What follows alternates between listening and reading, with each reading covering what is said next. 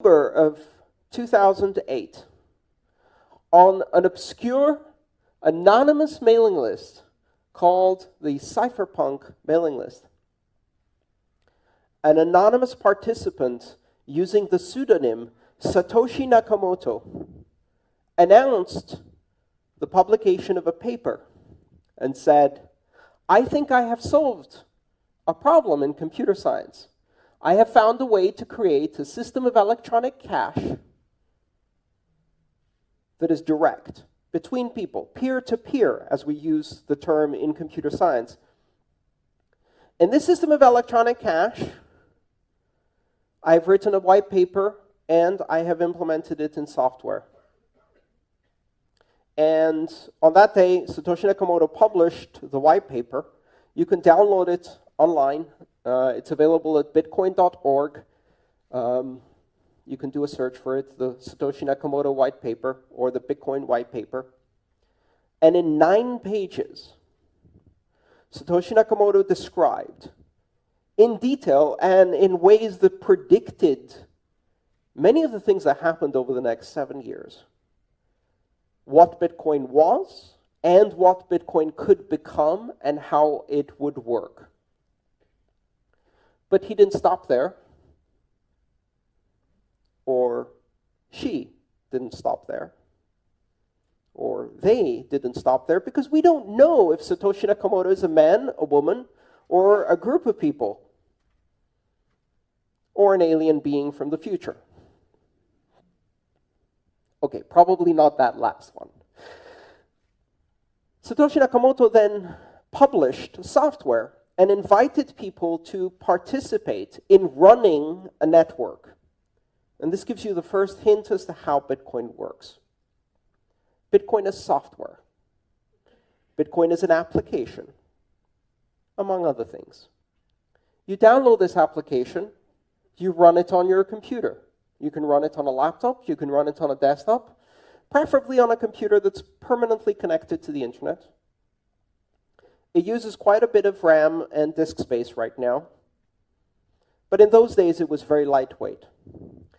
And if you run this program, it reaches out on the internet and it finds other people running this program. You don't know who these people are. It doesn't reach out to specific people. It creates a random mesh network, what we call a peer-to-peer network, where every participant in the system is equal. There's no special computer. They're all just talking to each other. It creates what in network terms we would call a crowd. So randomly reaches out and connects to various other computers running the Bitcoin software. And together they create a network. And that network is used to exchange and propagate transactions. And these transactions are encoded in a digital format. They contain information about the transfer of value and the authorization to transfer value between participants. Nobody controls this network. And this is a critical concept. Nobody controls this network. You can be running one of these computers. You do not control this network. You run one of these applications. It connects to other people. And you run another one of these applications. And it talks Bitcoin to the other computers that are talking Bitcoin. But no one is in control. No one is in charge. Just like when you're running a computer that speaks on the internet and communicates with other computers on the internet, no one is in control. If you interact directly between these systems. That network started on January 3rd, 2009. And on that day, the world changed. For the first time in the history of money, in the history of trust, in the history of institutions, in the history of humanity, A system that is completely independent of authority, is completely independent of institutions. A system that develops trust as the result of collaboration, communication, and computation through cryptography was born. This system allows people to exchange value, to transmit money. And this money is called Bitcoin. So Bitcoin is the application. It's the software that you run on your computer that communicates with all of the other computers running the Bitcoin software. Bitcoin is the name of the network that runs, the Bitcoin network, which is the collection of all of these computers.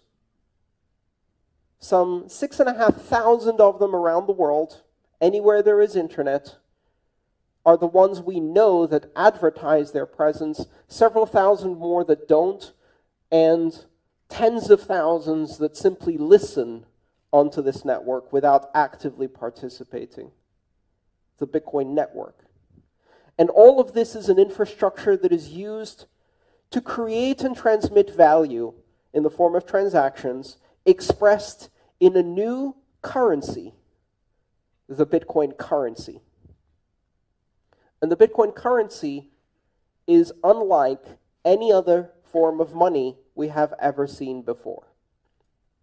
First of all, as a form of money, it does not exist in physical form. It is the culmination of a trajectory we've seen in human history. Over thousands of years, money has become a more abstract form of value. You start with very, very tangible forms of value. Commodities. A goat. A banana. A pineapple. These are very poor forms of money because you can eat them and they rot or die and they can be lost. They're not very good forms of money because they are the thing of value. We went from that to gold, precious metals, and stamped coins.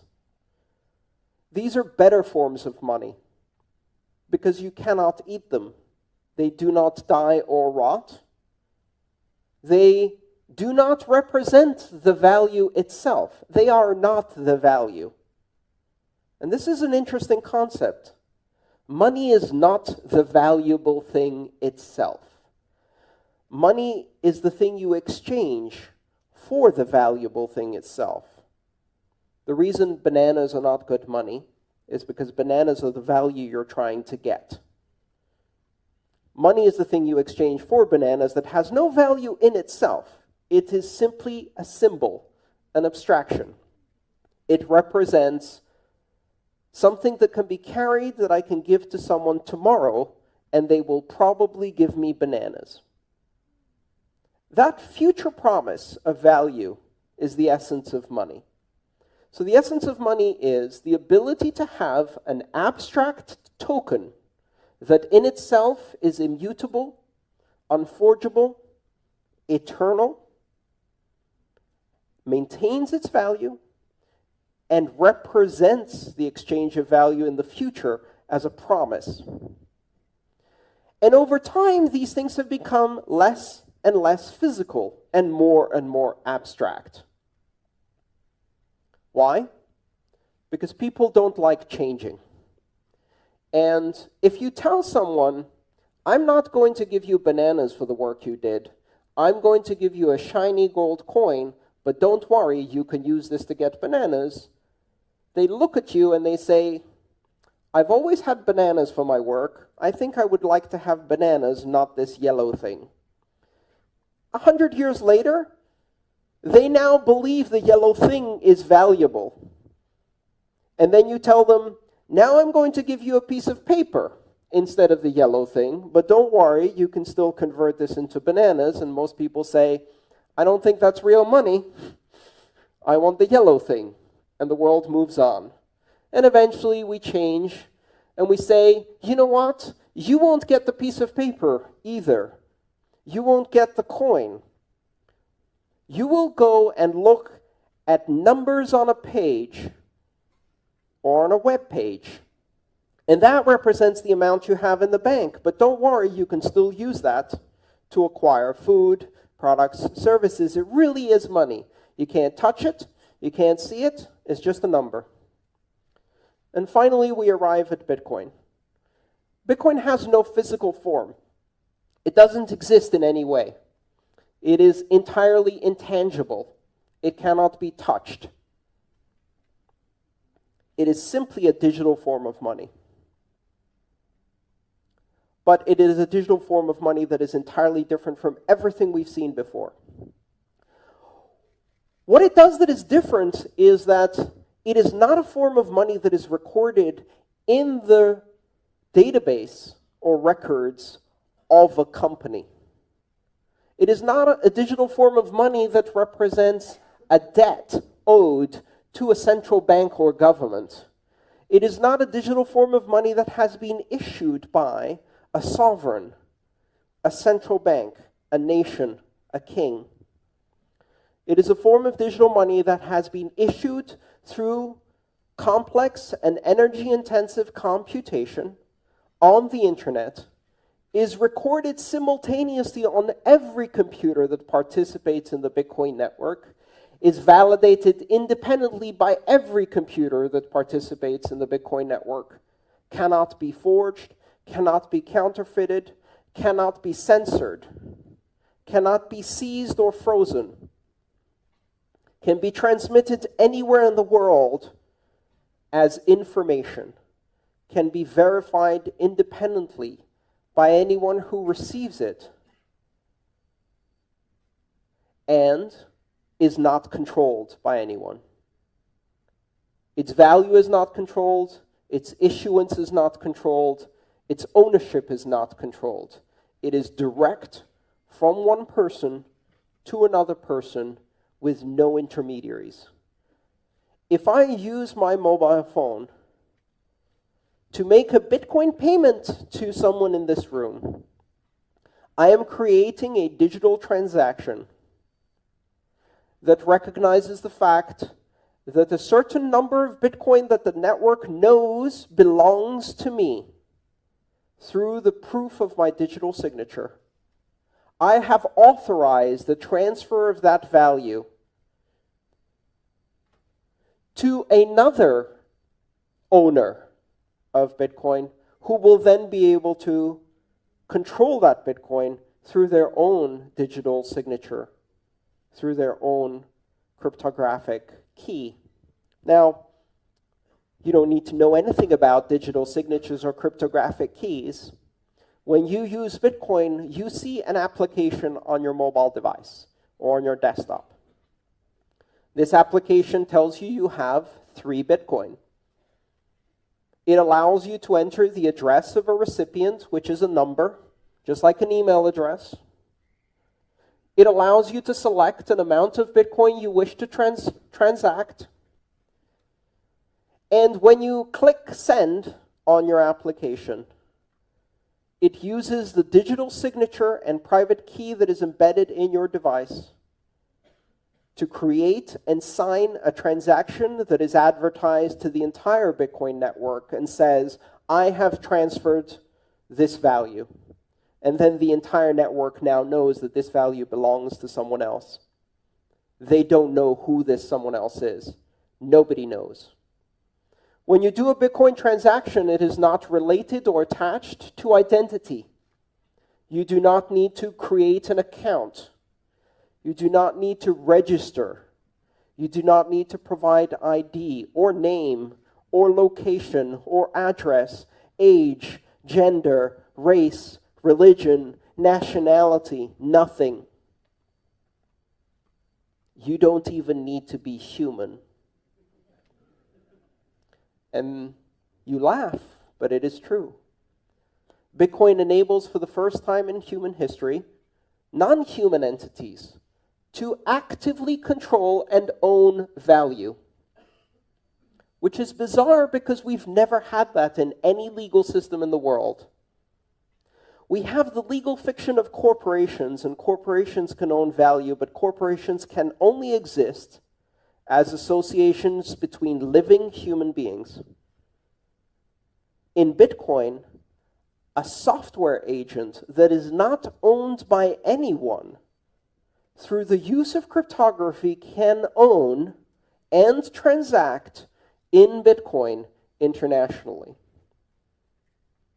This creates some very interesting and also very disturbing possibilities for the future. Artificial intelligence systems can own and control money without any living human being involved. You can have corporations that have no directors, no living humans in control, that are controlled entirely by software. Back to people, though. If you are a person who has installed a Bitcoin wallet, you must pass a complex test in order to install this software. You must be able to download an application. That's it. Now, if you happen to own an iPhone, you must remember your iTunes password in order to install an application. And so far, I have found that this is the most difficult part of becoming part of the global economy of Bitcoin, is remembering your iTunes password.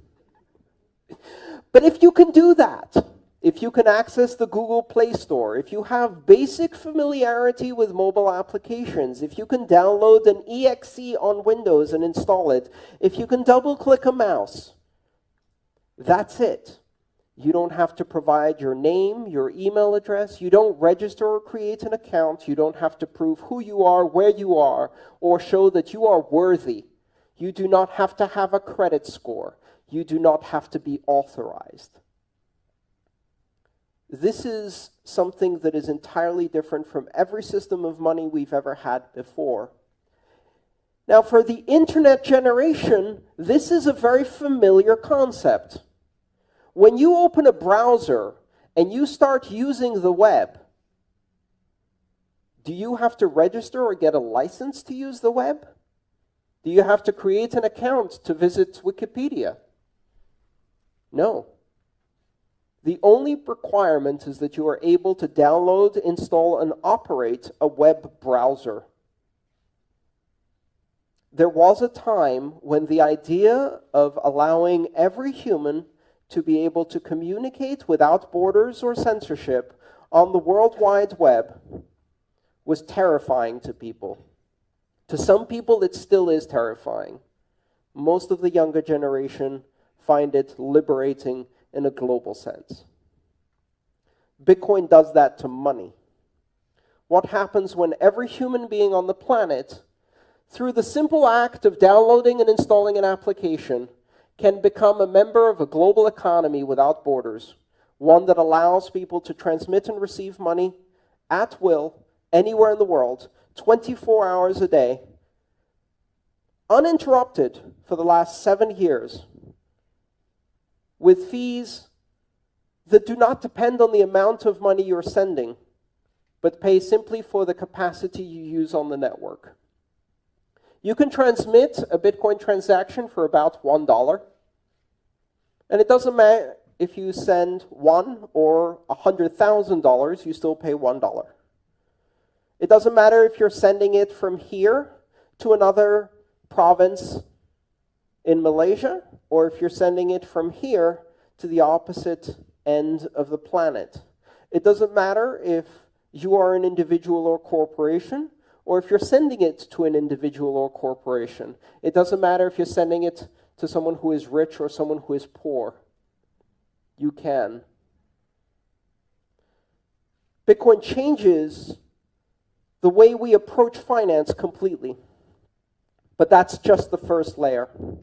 Because the technology that makes Bitcoin possible, that allows two people from opposite ends of the planet to securely transact with each other without knowing each other and without trusting each other, opens up an entire range of applications that we haven't yet imagined. Bitcoin is not just money for the internet. Bitcoin is a platform. The technology that Bitcoin uses, a combination of the blockchain, which is the global transaction ledger that records every transaction, the decentralized consensus mechanism called proof of work that allows security on the Bitcoin blockchain, the open system of access that allows anyone to participate without barriers, and its borderless and neutral nature that make it possible for anyone to participate regardless of who they are, where the only thing that matters is whether a transaction is valid, not who is the source or destination, not what is the amount. These fundamental building blocks that make Bitcoin possible open the door to dozens and then hundreds and then thousands of applications of trust. At its core, Bitcoin represents the replacement of trust through institutions to trust through networks.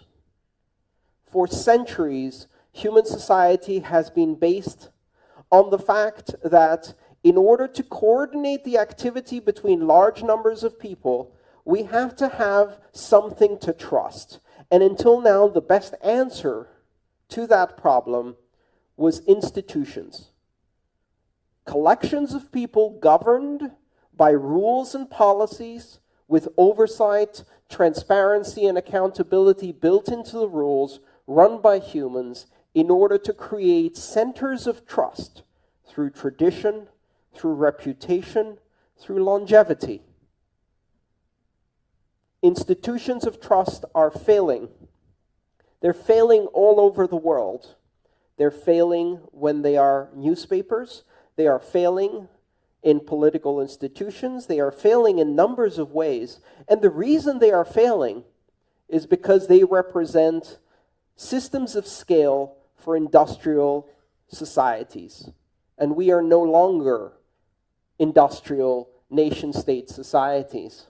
We are now information societies of global scale that collaborate across borders at massive scale. We are now solving problems that affect not 30 million people in one country, but 7.5 billion people on one planet. And for problems of that scale and collaboration of that scale, traditional institutions do not work. They fail to scale. They're not evil. They're not deliberately corrupt. They simply fail to solve the problems of a global society. And yet, during that very time that we see these institutions failing, we have seen the emergence of new systems of governance, of new systems of global collaboration, systems that do allow us to collaborate, communicate, and solve problems at scale. And the first of those systems was the internet. And with that, we see the first system of communication that transcends nations, that transcends borders, that allows anyone everywhere and anywhere to communicate. Bitcoin represents that happening to money. It represents a network-centric system of money that is beyond the nation state. A network-centric system of money that scales and allows people to collaborate on a global basis, that allows anyone everywhere and anywhere to participate in a global economy without barriers, without borders, without ID, without credentials, simply through the act of running software. And that will change the world. Thank you. It's actually very difficult to explain Bitcoin. I've spent the last 5 years learning how to explain Bitcoin. That is my full-time job. Unfortunately, the developers keep making new stuff, which I then have to explain all over again. So, for a moment, forget everything you think you know about Bitcoin. Forget everything you've heard about blockchain. And let's start from basics. In 2011, I heard about Bitcoin for the first time. And my reaction was exactly the same as the reaction of everybody else who heard about Bitcoin the first time, including its founder. And that reaction was, ha! Nerd money. That's probably just for gambling. 6 months later, I heard about Bitcoin again. And this time, I read the white paper that launched this system. And my background in computer science and distributed systems allowed me to see behind the illusion of what I thought Bitcoin was, and it blew my mind. In my life, I have now had 6 occasions in which I have become absolutely obsessed with a system of technology to the point of forgetting to eat, forgetting to sleep, and consuming as much knowledge as I possibly can. My first computer, when I was 10 years old, my first programming language experience, my first modem, my first access to the web, the first time I used the web browser, the first time I downloaded and installed the Linux operating system, and then Bitcoin. When I've discovered it, I spent 4 months consuming as much as I could, except food. I lost 26 pounds on the highly inadvisable diet of obsession. I have not emerged from that because I keep finding new layers of depth to understand this. And the reason it's so fascinating is because it isn't what it appears to be at first glance. Bitcoin isn't money. The blockchain isn't a system of currency. It is a platform of trust. It's not a company. It's not a product. It's not a service you sign up for. It's not a currency. Currency is just the first application. It is the concept of decentralization applied to the human communication of value. Because what is money? InQ told us it's an illusion. It's imaginary. And the reason we don't grasp that is because it's so deeply embedded in our civilization. Money is one of the oldest technologies that humanity has. It precedes writing. How do we know that? The very first samples of writing we have are spreadsheets. They are tallies and ledgers of debts owed, and money pre-existed that writing. You might even speculate that money had an oral tradition until it needed to invent a written tradition, so writing was created for it. In the history of money that now spans tens of thousands of years, there have been maybe 5 major changes. From pure barter exchange to the introduction of the first abstraction of value, shells, feathers, beads, nuts, stones, and then precious metals, and then paper money, and then plastic money, and now network money. Bitcoin introduces a platform on which you can run currency as an application on a network without any central points of control, a system completely decentralized like the internet itself. It is not money for the internet, but the internet of money. And what is money? Money is a language. Money is a linguistic abstraction. Money is a language that we use to communicate value to each other. Money simply allows us to express value, and that value may have economic consequences, but it also has other consequences. We use money to express and create social bonds and relationships and associations and to create organization. Bitcoin is the first system of money that is not controlled by any entity, that is completely decentralized. And what that does is it introduces the very same things that the internet brought to communication.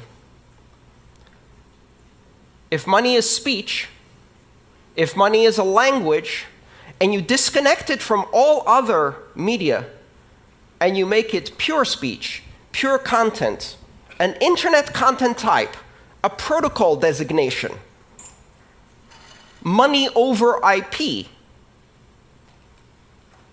it completely separates it from all of these previous notions of nations, sovereign issuers, institutions that control.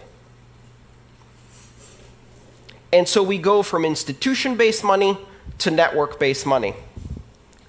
And of course, everyone will welcome this with open arms. Not a chance. What do you think they said the first time someone was presented with a gold depository certificate instead of a gold coin? They said, "That's not money. Go away." What do you think happened in 1950 the first time someone showed up at a motel and presented their Diners Club membership card and said, "I'll pay with this piece of paper"? That's not money. Go away. And now we're on the verge of a new transformation of money.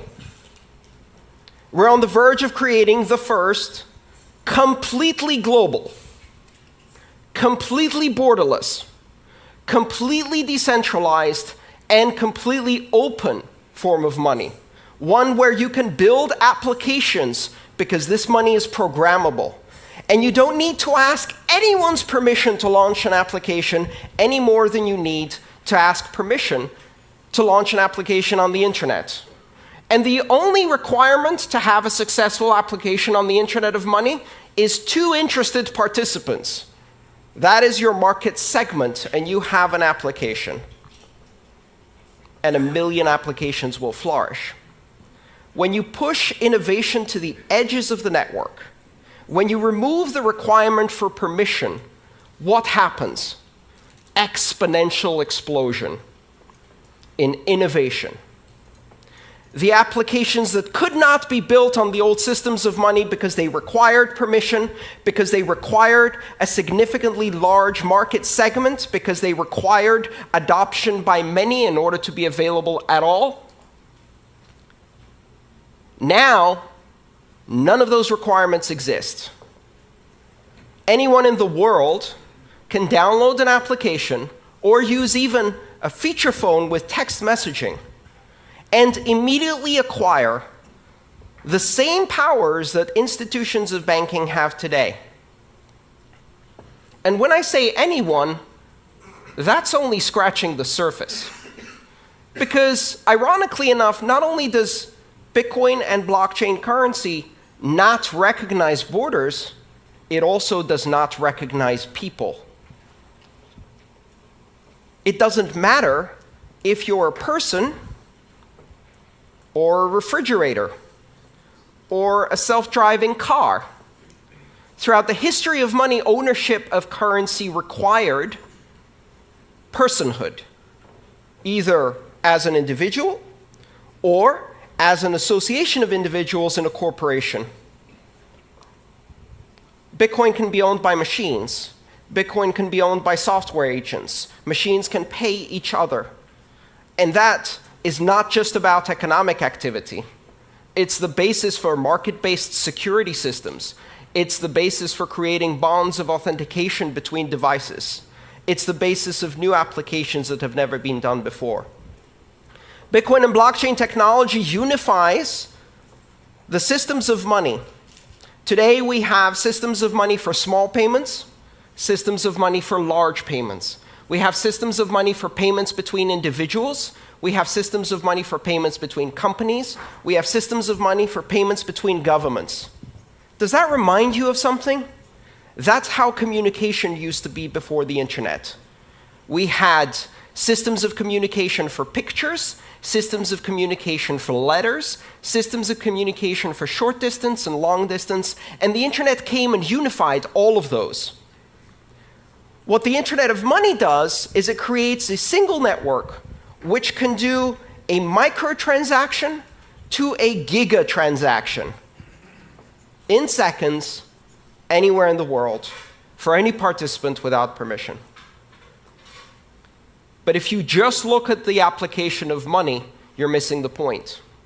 Because you can take the language, the building blocks of this platform, and use them to construct other languages that communicate value.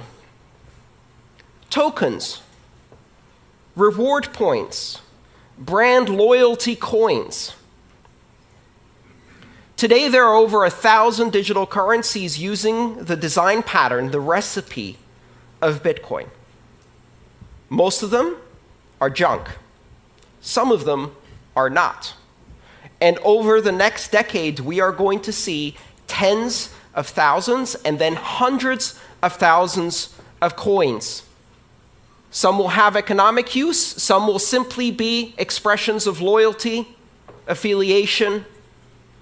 They will represent items in the physical world, the title for a house, the controlling key for a car that can be transferred from one owner to another, and 5 seconds later that owner can step into the car and drive away because the car can validate the new standard of ownership. We cannot yet imagine what applications we're going to build around this. But one of the interesting things we're beginning to observe is that money arises out of the social construct of Homo sapiens spontaneously. It even arises in primates. You can teach monkeys money. You can teach dolphins money. You can teach greys, parrots, money. And they will learn how to exchange abstract tokens for food and then use them to build social relationships. They'll also invent strong-arm robbery. Beat up the other monkey, take away its pebbles, eat the bananas. And we see that same thing happen in children. Toddlers invent money in kindergarten. Blocks and rubber bands and Pokemon cards and other little tokens, abstractions of value that they exchange to strengthen social bonds, to express loyalty and friendship, to learn about sharing. Children will be building currencies. Only this time these currencies will be global, unforgeable, and scalable on day one. A few years from now, Maria will be launching Maria Coin in her kindergarten to compete against Joey Coin. And it won't really matter to anyone. Until, of course, Justin Bieber launches Justin Bieber Coin, and it happens to surpass the market capitalization of 30 nations on this planet. And we are all writing horrified opinion editorials about how the world is going to hell.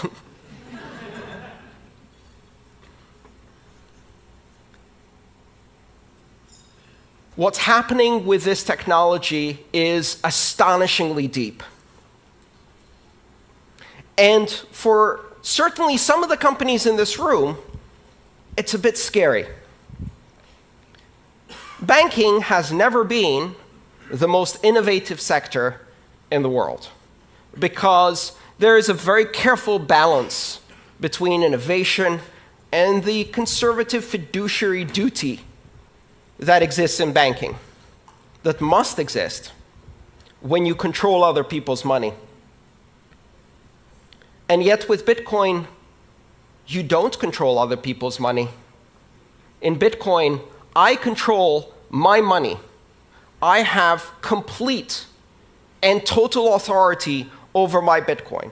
It cannot be seized, it cannot be frozen, it cannot be censored, my transactions cannot be intercepted, and they cannot be stopped. And I can do so with almost complete anonymity, and so can anyone 5 minutes after they download an application, and money has changed forever, and banking has changed forever. The idea that you can proceed in the industry of money, in the industries of commerce, and maintain the same conservative attitude that has existed now for centuries, ever since merchants in Venice and Amsterdam started issuing depository certificates and providing banking services. That is gone. That is gone. You cannot operate closed systems that have borders and require permission to join at a rate of innovation that is controlled by the most conservative tendencies within your organization, because now you are competing with a technology that enables exponential growth, exponential innovation at the edges without permission by anyone in the world. And it's not about anyone in this room. Why? We represent the privileged elite.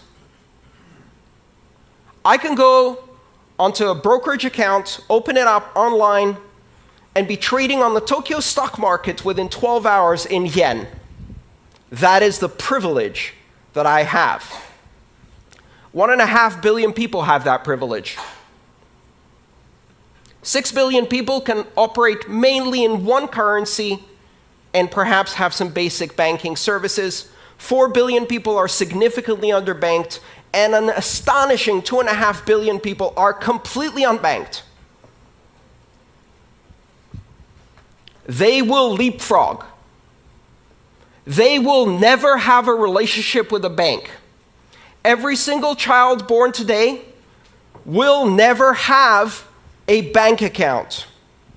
They will have a bank app. A bank app that doesn't give them an account, a bank app that makes them a banker, an international banker in an app. They will not be permitted to open a bank account until they're 16 years old. By that time, I hope they will have at least 6 or more years of experience with digital currencies. And I would like to watch them walk into a bank branch to have someone explain to them what 3 to 5 business days means. It is highly likely that children born today will never get a driving license because they'll have self-driving cars, but they will also never use paper money. Because by the time they get to an age where they really start using money, there is no paper money. It will seem as anachronistic as a fax machine or horse and buggy seems to us. Exponential innovation on a global basis, giving access to the other 6 billion. They have enormous need, and this system offers them a solution. It's not ready yet. It's nascent. It's complex. It's impossible to use for most people. In 1989, I sent my first email. In order to do so, I had to compile a version of the Unix mail program using a C compiler and Unix command line skills. I had to set it up on the command line, type out my email, and that email was transmitted across the great internet in an astonishing 3 days. Exactly 20 years later, my mother replicated that experience with a swipe. Bitcoin today and all of the currencies that are built on that recipe are just at the same level that the internet was in 1991. Only now, we have the internet. And so the rate of exponential growth has already started. The innovation is growing at an astonishing rate. I spend every single day full-time trying to keep up with Bitcoin. Just one currency, and it's almost impossible. Do not underestimate this. Do not listen to the people who tell you that Bitcoin is just for pornographers, terrorists, drug dealers, and gamblers. Remember that they said the exact same thing about the internet. And when you give it to 2 or 3 billion people, they're not interested in those things. They're interested in sharing cat videos. And now we have an internet of 1 billion cat videos. When you take digital currency mainstream and give it to the 4 billion people who have been isolated from international finance and commerce, and you give them the opportunity to control their money against despotic governments and corrupt banks that are stealing from them, you give them the opportunity to control their future. You give them the opportunity to transact with everyone in the world, to own title on their own property in a fully transferable digital token that is recognized everywhere. Control over finance that cannot be seized, frozen, or censored. They will buy food, healthcare, sanitation, education, shelter, because that's what we do. And they will not be denied this technology. Do not underestimate where this is going. The Internet of Money was launched on January 3rd, 2009. It's coming. It's coming faster than you can imagine. It's deeper than you can fathom. It's more sophisticated than you can immediately understand. It takes years of study just to see all of the implications. And it is a gift to the entire world, a technology that represents the 6th greatest innovation in the technology of money, the most ancient technology of our civilization. Thank you.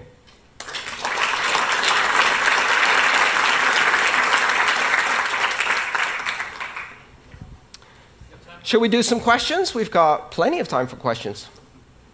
Christian.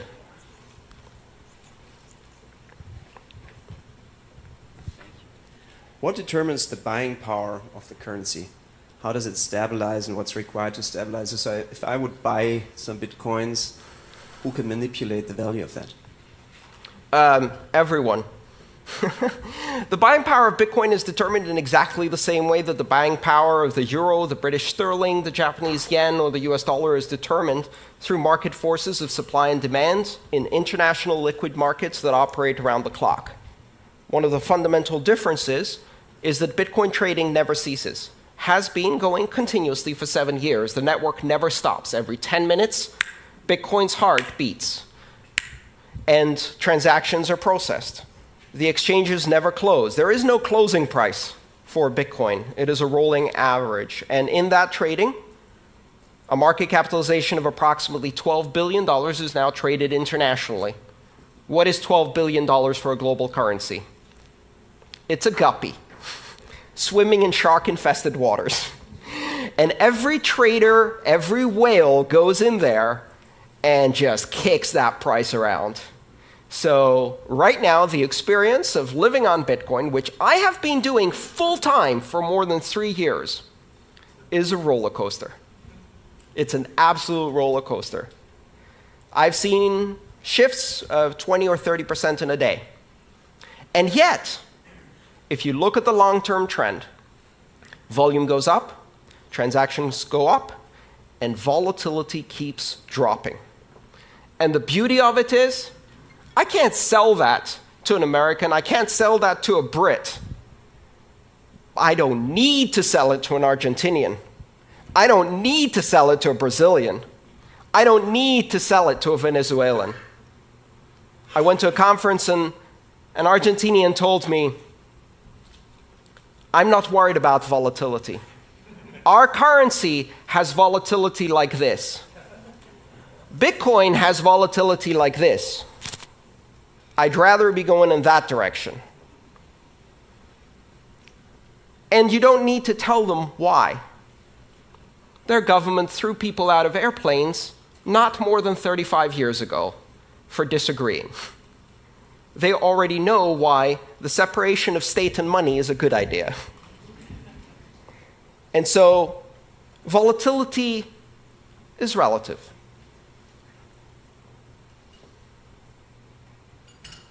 Any other questions? Come on. Yeah. Let's get a microphone to you. 1 second. Yeah, okay, so only one short... Sorry. Where are we? There you are. Sorry. Thanks. Great speech. Obviously, it sounded a little bit like one side of the coin. So we also read all these, big hacks, and I don't know, on Bitfinex, I think they stole 40% of the money. I think also this autonomous organization have been hacked, and all these things. Can you just reflect a little bit on the dark side of those aspects that might not win our full trust into this evolution? Absolutely. The steering wheel was not invented until 30 years after the automobile was introduced. Why? Because the first automobiles had 2 leather straps that you pulled left or right to move the car, to steer the car. They used horse reins to steer cars. That's called skeuomorphic design. It means keeping a shadow of the former past in your new system, failing to see the new dimension, and replicating the past. Here's a currency that is not centralized, where your money is your money. Your keys, your money. Not your keys, not your money. So what is the first thing we do with this new system? We build centralized institutions of custodial control that take other people's money and hold it for them. Well, guess what? The entire history of banking, the entire system of regulation and oversight is based on the simple, centuries-old understanding that when somebody else holds your money, chances are they're going to run away with it. And the entire system of regulation is designed to prevent that, and yet it still happens all the time. In hedge funds, in banks, in national currencies, all the time. And so, of course, if you replicate custodial accounts, exchanges that take other people's Bitcoin and concentrate it, it happens again. Even worse, because there are no oversight and regulations in most of these spaces. The answer is really simple. Stop centralizing the decentralized currency. Stop trying to replicate the banking past in the future of money. And the important thing to realize is that security in Bitcoin is an emergent property that exists because of the decentralization of control and power. If I want to hack 1 million customers' Bitcoin and they're holding their keys, I have to hack 1 million customers. If they all give their keys to one person or one organization, then we've got a honeypot. A honeypot that attracts the attention of every hacker on the planet. And notice what's happened.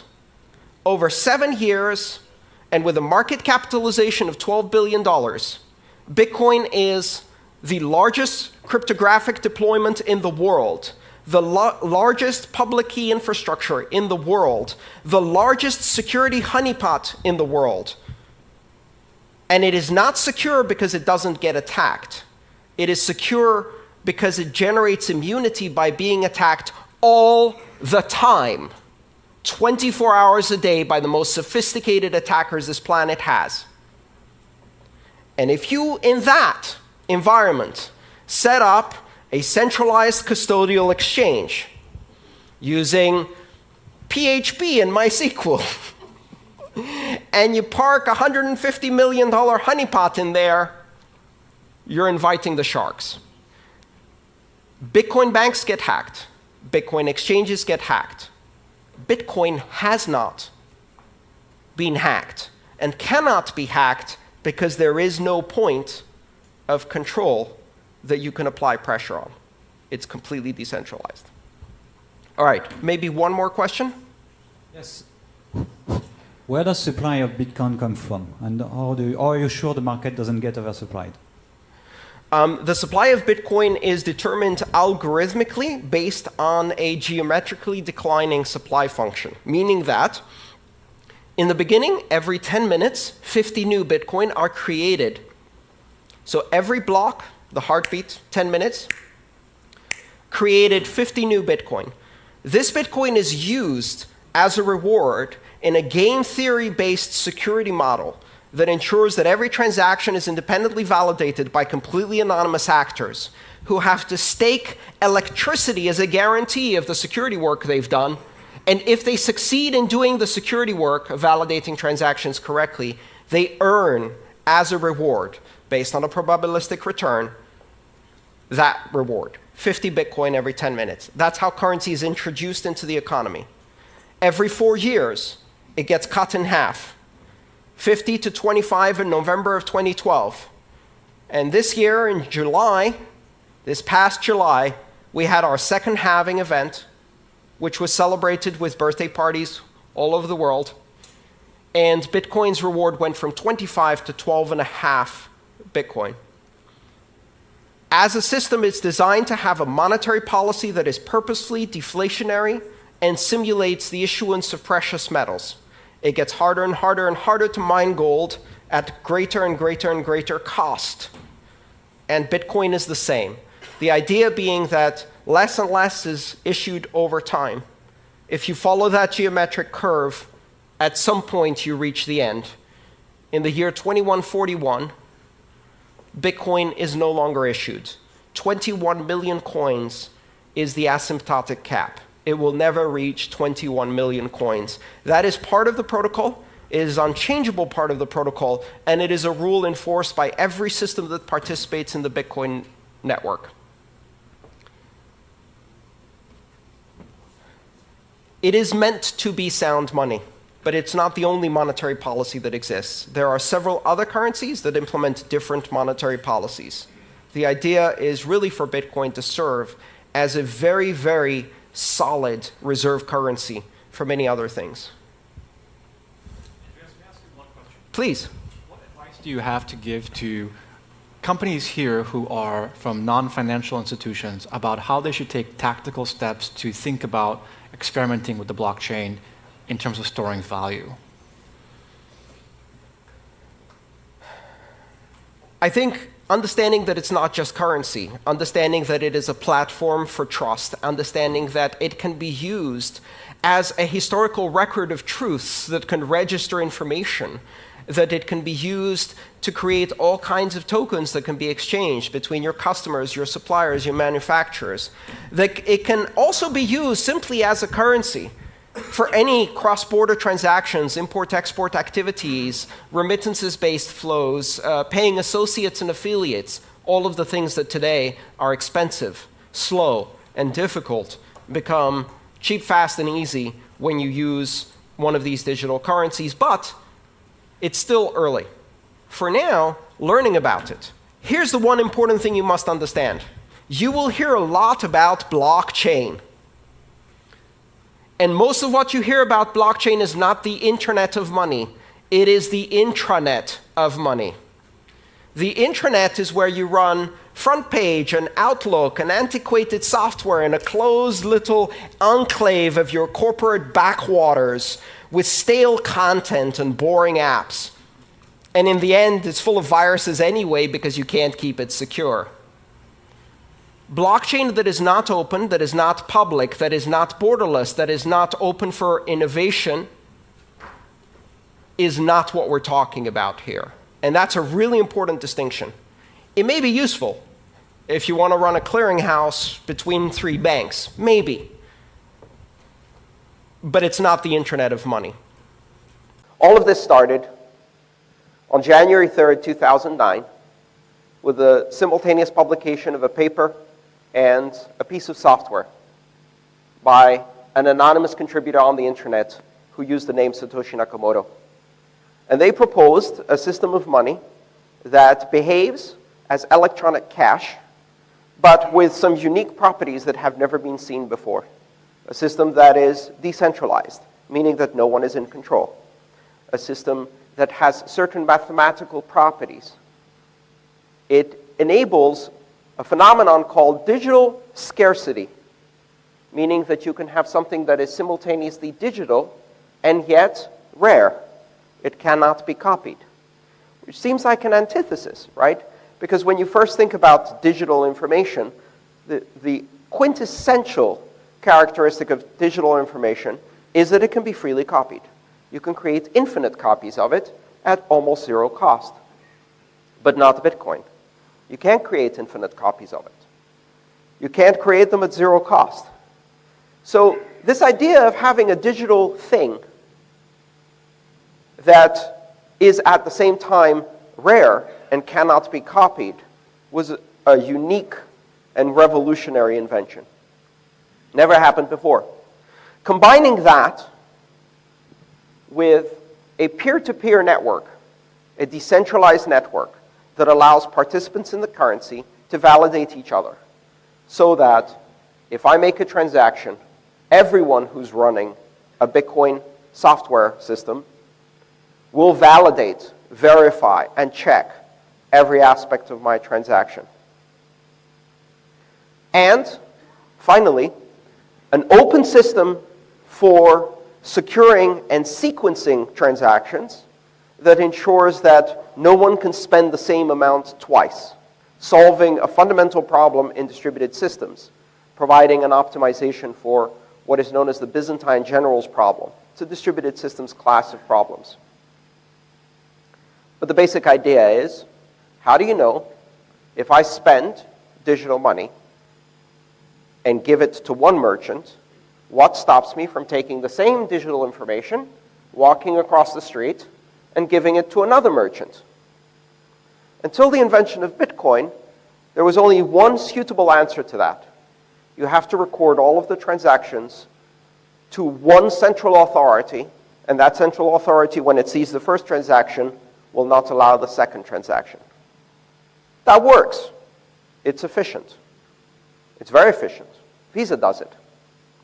If you buy something for $10 in one shop with Visa, and you go across the street and buy something else with $10, they'll make sure you now have at least $20 in your account to pay for it. They won't let you spend the same twice. They won't let you spend more than you have or more than your credit allows. That's great. Those systems will work. They're efficient. They can do hundreds of thousands of transactions per second. But there's one small problem. And that is that you're putting trust in that one organization, that one company. You're not just putting trust in that one company to do it right, because they do a pretty good job. With that trust comes power, enormous power. The power to refuse to take your transaction. The power to refuse to give you an account. The power to refuse you to participate in this economic activity. The power to demand that you first identify yourself, show papers, provide creditworthiness, right?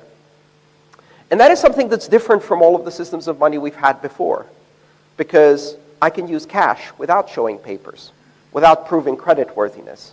I don't have an intermediary. I don't pay a transaction fee. I don't need special equipment. I can just transact directly, person to person. You introduce this third-party company, you have a problem.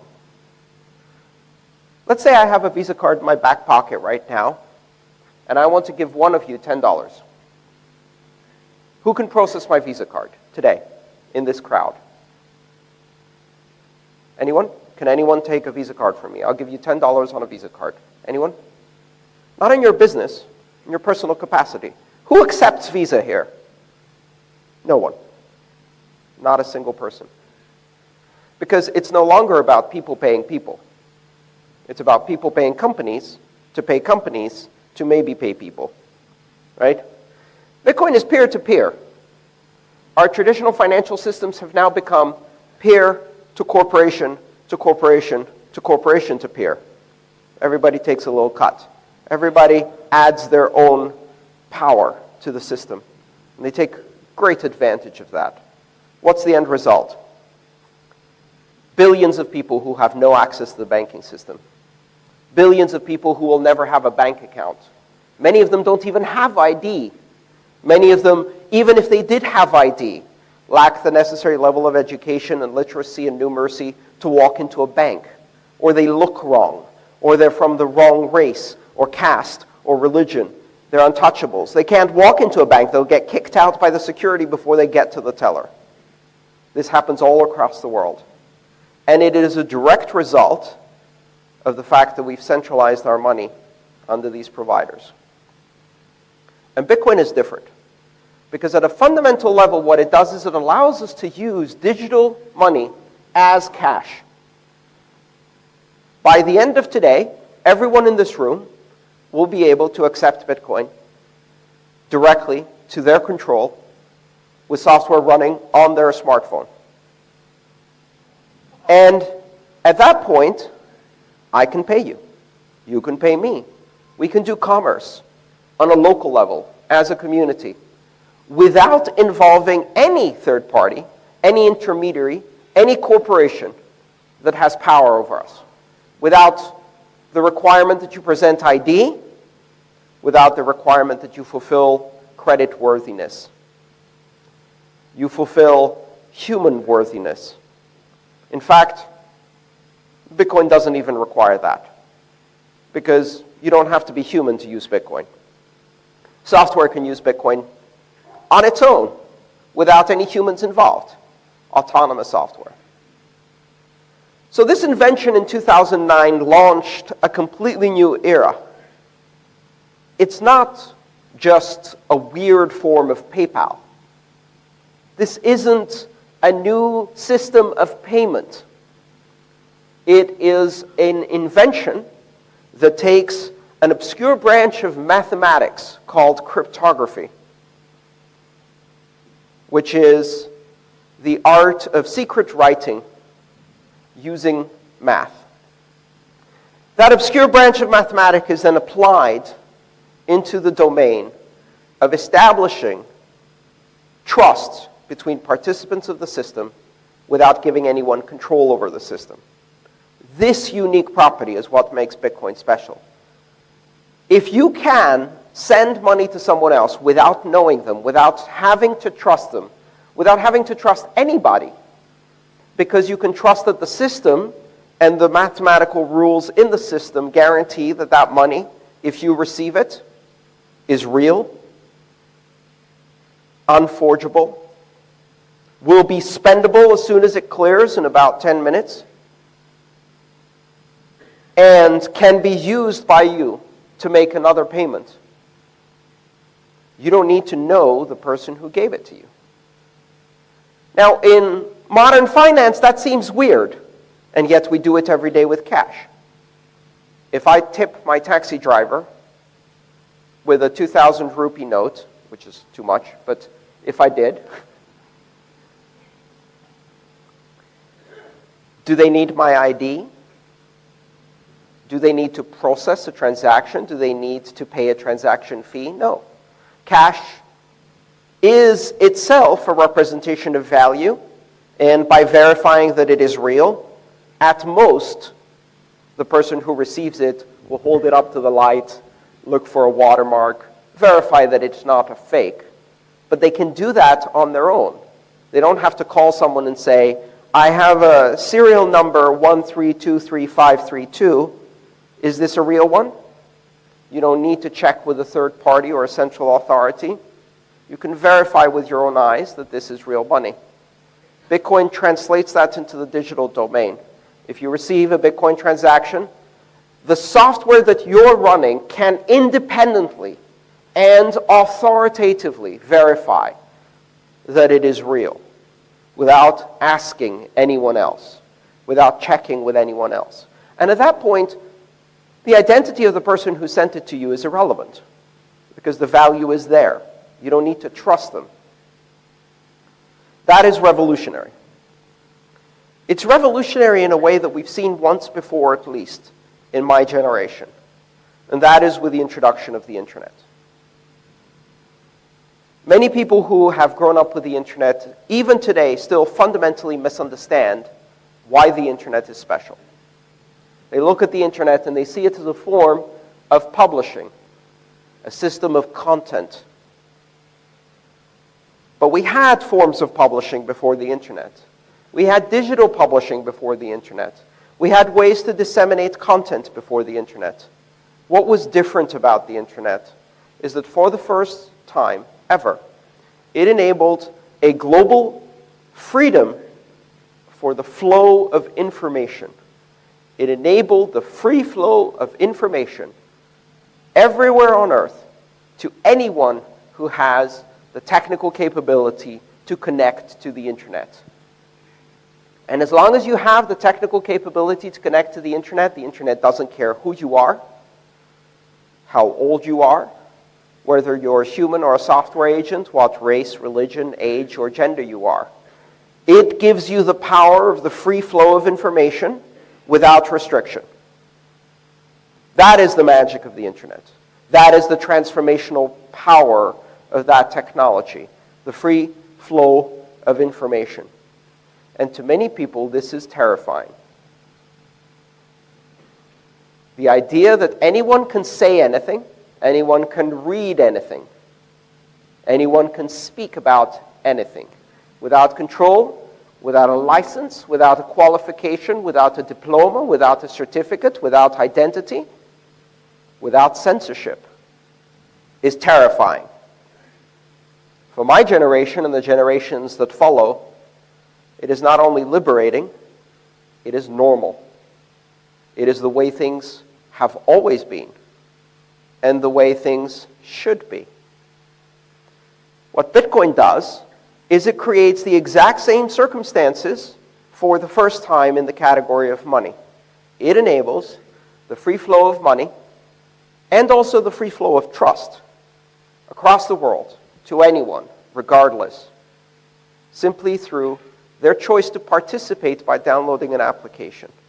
The free flow of money, the free flow of value, the free association of trust. That is what it's about. It's not an investment scheme. It's not a payment network. It's not a weird version of PayPal. It is the internet adding the free flow of money to the freedoms it already gives us. I guarantee you this is a terrifying idea to many. The idea that anyone can send money to anyone without asking, without permission, without control, without censorship, without ID, is terrifying. My generation finds it liberating. The generation after mine sees it as normal. They will never know a world in which you cannot send money anywhere to anyone. A world in which money only works Monday to Friday, 9 to 5. A world in which the privilege of having a bank account costs you a monthly fee for other people to store your money. A world in which some destinations are prohibited. A world in which, in order to open a bank account, you have to be 16. Which seems like a bizarre idea. Get ready for a world in which 6-year-olds have Bitcoin accounts and Bitcoin wallets. I've met them. They love the fact that they can now buy things on the internet. Parents will find that terrifying. They will see it as normal. And 10 years after they get their first Bitcoin wallet, they'll walk into a bank because grandma wants to give them a savings account. And they'll have a conversation with a banker that will seem as bizarre as if they're talking to an 18th century privateer. In order to open an account, they will need to present all kinds of documentation and paperwork, a process that will take an hour, after which they will have limited access for a very high fee during working hours only, Monday to Friday, 9 to 5, to an account that can only use one currency and only send to specific destinations, most of which are corporations, an account they can't use to send money to their friends or buy things over the internet. And they will look at that and say, my grandparents are crazy. Why would they use this? It's broken. It's almost as bizarre as when they asked me to send a fax. I don't understand. This is the world we've created now. This has happened. And the people who are afraid of this idea don't realize that once it's happened, it's happened. We now live in a new world. There are two ways we can adjust to it. We can pretend it's not happening, or we can accept it and adapt to the new world. We now live in a world where you can send value anywhere to anyone at any time without restriction. We can embrace that, or we can pretend it's not happening. In my previous talk, I used an analogy that I think worked quite well. If you turn on the news and the weatherman tells you that there will be a rainstorm this afternoon, and that doesn't suit your plans because you have a birthday party, you can turn off the news. If you're powerful, you can call the news station and complain. If you're really powerful, maybe you can get the weather person fired. It's still going to rain. Right? And so we see now governments looking at this new Bitcoin thing, and the first question that comes to mind is, how do we control it? How do we change it? How do we stop it? How do we force our authority, our legal purview over it? And they look at the source. They don't understand the basic concept. They ask questions like, who's in charge? Who controls this? And the answer is not satisfactory. No one controls this. No one's in charge. Or you can go for the more sophisticated approach. Well, you see, it's based on an open access participatory model of market-based economic competition through risk and reward strategies based on game theoretical outcomes that ensure collaborative participation by multiple participants without anybody having the ability to cheat, due to a system of emergent consensus based on mathematical rules and strong cryptography. To which they respond,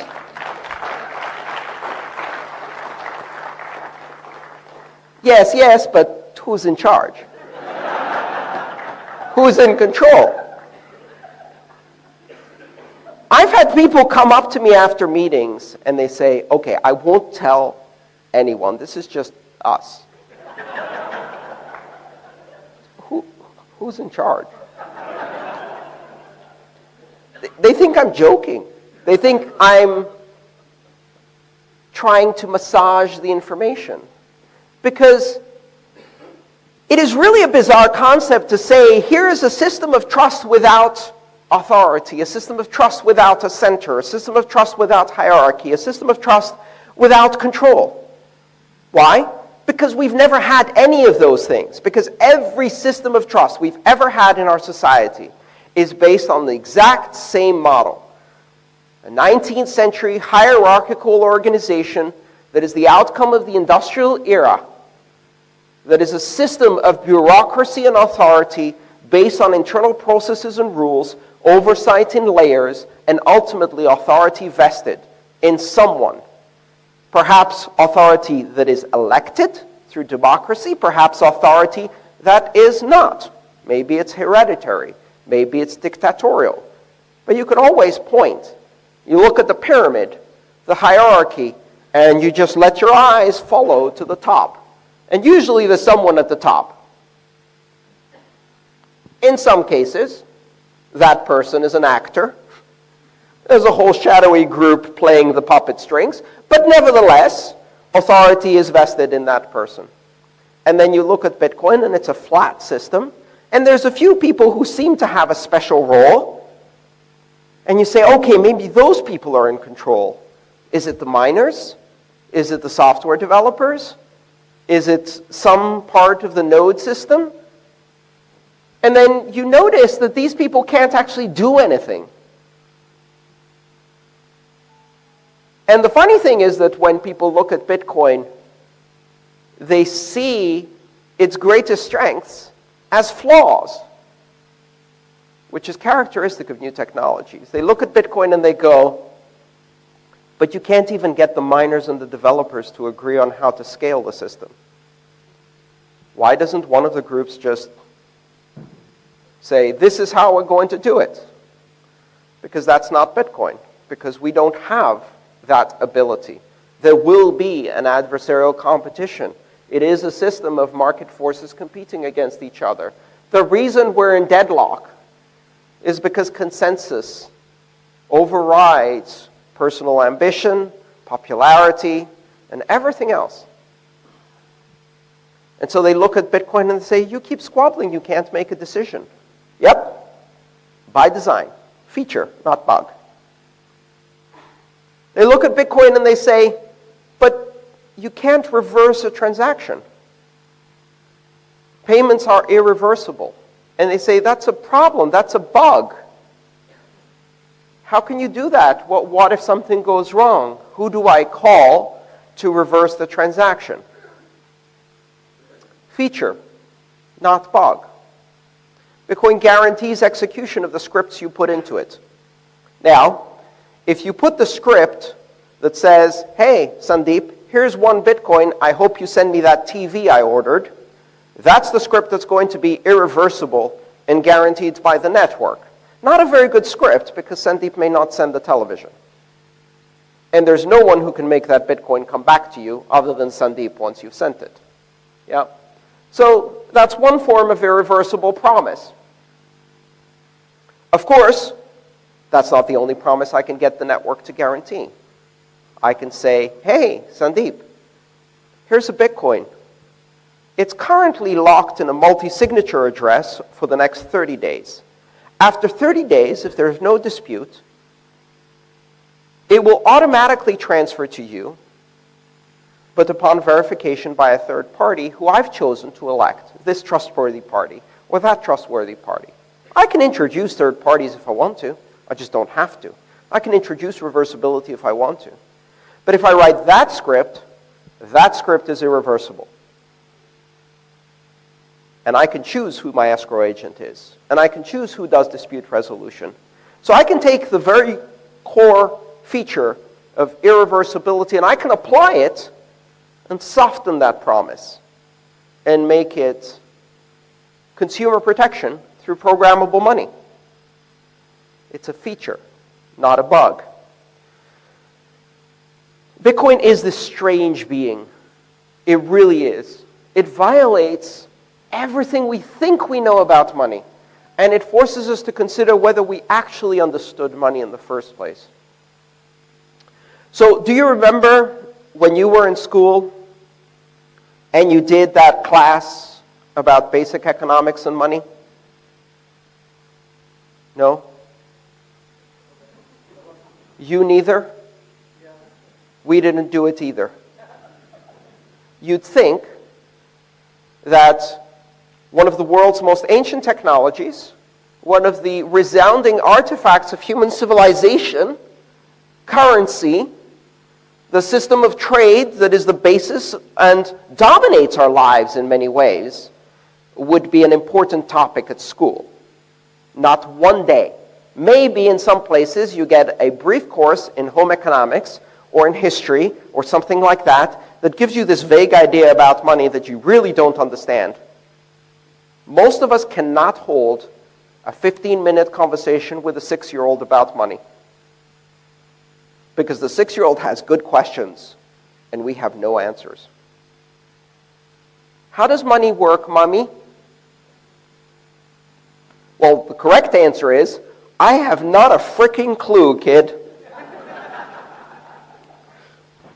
I think it's something to do with the allocation of special drawing rights through the International Monetary Fund and World Bank in a free-floating system of market exchange currencies that compete through trade balances across an international spectrum of inflation-adjusted exchange rates that then can be used to create local debt that is issued by the Treasury in return for currency that is printed by the central bank, distributed to the banks that leverage it through a system of partial reserve leverage of approximately 10 to 1, and distribute it into the economy, creating either inflationary or deflationary effects, allowing us all to experience the velocity of trade through the exchange of an abstract token that represents the promise of future value depreciated by the rate of inflation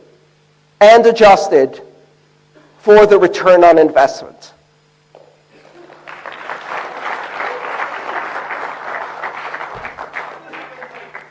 So why can't we have more of it, Mommy? Why can't we just give everybody more of it? That conversation doesn't go that way. It usually goes, eat your breakfast, go to bed, clean your room. One day you'll understand. And that's the first lie, because you still don't understand. You ask the average person on the street, what gives value to money? Why does money have value? They have no idea. They have a theory. They have a fairy tale. They have a story. And that story is about as naive as believing that children come from storks that deliver them in bundles they drop through the chimney. It is about as solid as Santa Claus. What gives money value? But it says right there on the piece of paper, it says, by the full faith and credit of the Royal Bank of India. Or it says, by the full faith and credit of the Federal Reserve System. It says, one Federal Reserve note. Applies to all debt, public and private. Okay, this is what gives it value, a promise. But most people have no idea how that works. I guarantee you that if you ask the average person on the street, they will tell you that the reason the money has value is because somewhere there's a cave, a vault, a box, where the government keeps gold in direct proportion to the money that circulates, which has not been true since the 1930s, anywhere in the world. And yet, that is the Santa Claus fantasy that many people believe in. Or they believe that the government guarantees the value of money somehow, which then creates other interesting questions like, well, why does inflation happen then? Why is the currency collapsing in Zimbabwe? Did the government not try hard enough to guarantee it? That is the inconvenient truth at the core of our understanding of the world's most ancient technology, money, is that we don't understand it. We simply don't understand it. The truth is, you give money value. Why? Because you are participating in a shared hallucination with 1.5 billion other people in which you firmly believe that tomorrow this money will still have value. That if you go to the store and present one of these colored pieces of paper, someone will give you eggs, chicken, spices, water, sugar, salt, housing, healthcare, something for this colored piece of paper. And it really takes an incredible hallucination for us to believe this, because the paper itself is worthless. It's pretty, but it's not pretty at that level. Nobody gives you products and services because of how pretty it is, right? That shared hallucination took hundreds of years to be established. And it started at some point in the late 15th century with the introduction of paper money, gold certificates, IOUs, certificates of exchange, bearer notes, etc. Pieces of paper that could be exchanged in promise for something else. And then, in the most amazing magical trick our societies have ever seen, they switch the cups around. And you lift the cup, and the ball isn't there. You go, what? This was supposed to be redeemable for an ounce of gold, a pound of silver, something. No, not anymore. It's just a piece of paper. What gives it value is your belief that tomorrow if you go to the store, you can buy something. And the moment that belief suffers a crack, it shatters. And you have very big problems. I mean, imagine some crazy scenario where the promise, the full faith and credit, one day turns into an announcement that as of 4 hours from now, these two pieces of colored paper have zero value. I mean, that couldn't possibly happen. But here's the interesting thing. If the value was based on the promise, and that promise is broken, and the people who gave that promise just told you, this now has value 0 in 4 hours. What is the value of that piece of paper? 0, right? But that's not what happened. It's not what happened at all. For months after that announcement was made, yes, the paper was valued less. 10% less, 15% less, 20% less. But it still had value. Even though the people who made the promise told you it was 0, you could exchange it for 80% of face value in one of the many available locations where corruption no longer exists and you can't exchange money, you know, all of that story.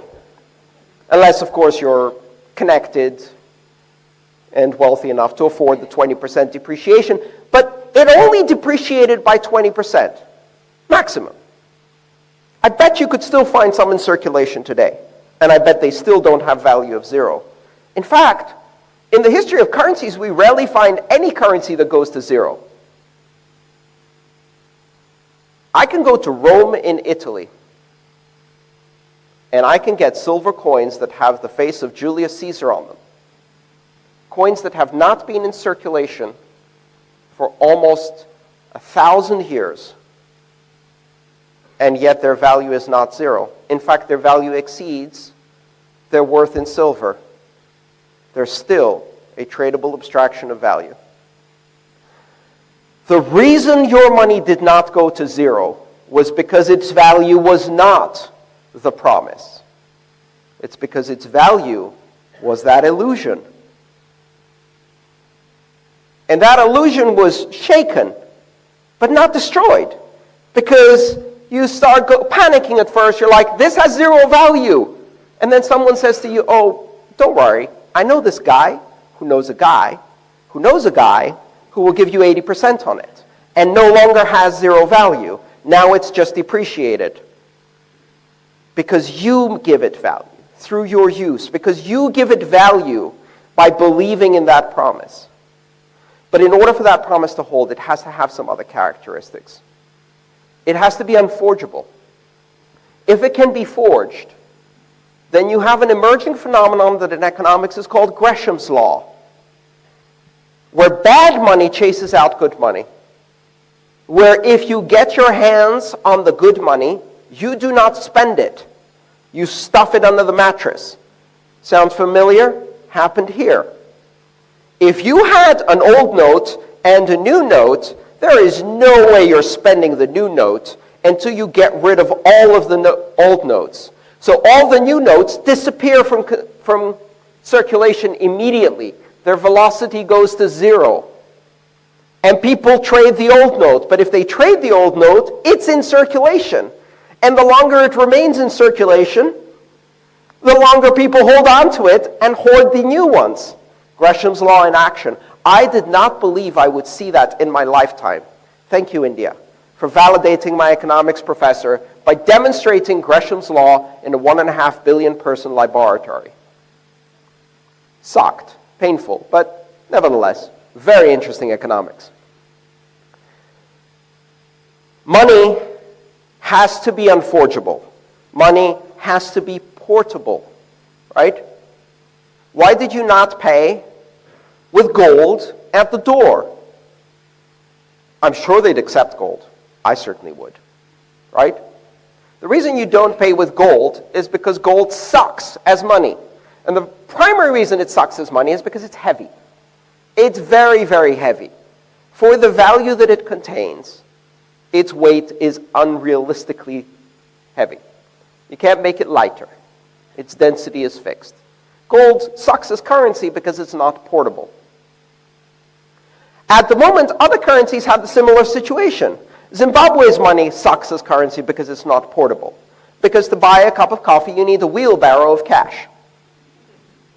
I remember watching the BBC interview where they asked the farmer, "Aren't you worried that someone will steal your money?" And they said, "No, I'm worried that someone will steal my wheelbarrow." Because it's worth more than the money in it. Bad money chases good money out. It has to be unforgeable. It has to be portable. It has to be universally recognizable. You need to be able to validate yourself that this is real money. You have to be able to independently verify, right? It has to be able to be used as a unit of account. You need to be able to count things in it. One of the reasons barter is not working, one of the reasons barter is not a suitable form of economic activity at any scale more than the extremely local, is because of the burden it puts on pricing. Yes, I can give you chicken for a goat, and I can give the hairdresser chicken for a haircut, and I can give the water carrier chicken for liters of water, right? Barter, on a theoretical level, is effective. The problem with barter is that now I have to track the exchange rate of haircuts in units of chicken, of goats in units of chicken, and of water in units of chicken. Meanwhile, the hairdresser has to track the price of a haircut in chicken, goats, rice, sugar, salt, water, accounting services, etc., etc. The problem with barter is that we have to track every price exchange rate for every unit of value that we are exchanging in the form of a commodity. The whole point of money is that you only have to track everything back to the one thing that has no value, the thing you can't eat, the thing you can't use to cut your hair with. Because it isn't the value. It is the token of value. It is the representation of value. So it has to be unforgeable, it has to be portable, it has to be useful as a unit of account. And then come the difficult ones. It has to be rare. You can't use seashells as currency if you live on a beach. And yet people use seashells as currency in the mountains. We find archaeological dig sites where people, ancient people, used seashells as currency, never on a beach, always in a mountain, because they're rare. And they use crystals and quartz and minerals on the beach, because they come from the mountain. As long as it doesn't exist where you are, it's a great form of money. And that's one of the big problems we have with our money systems today. Because I have bad news for you. The rupee is not rare. It has no limit. It can be created in infinite quantity. It can be created in infinite quantity just like the dollar, the euro, the yen, and all other monies. These can be created in infinite quantity. And worse, the power to decide how much of that to create is vested in the people who have a direct conflict of interest.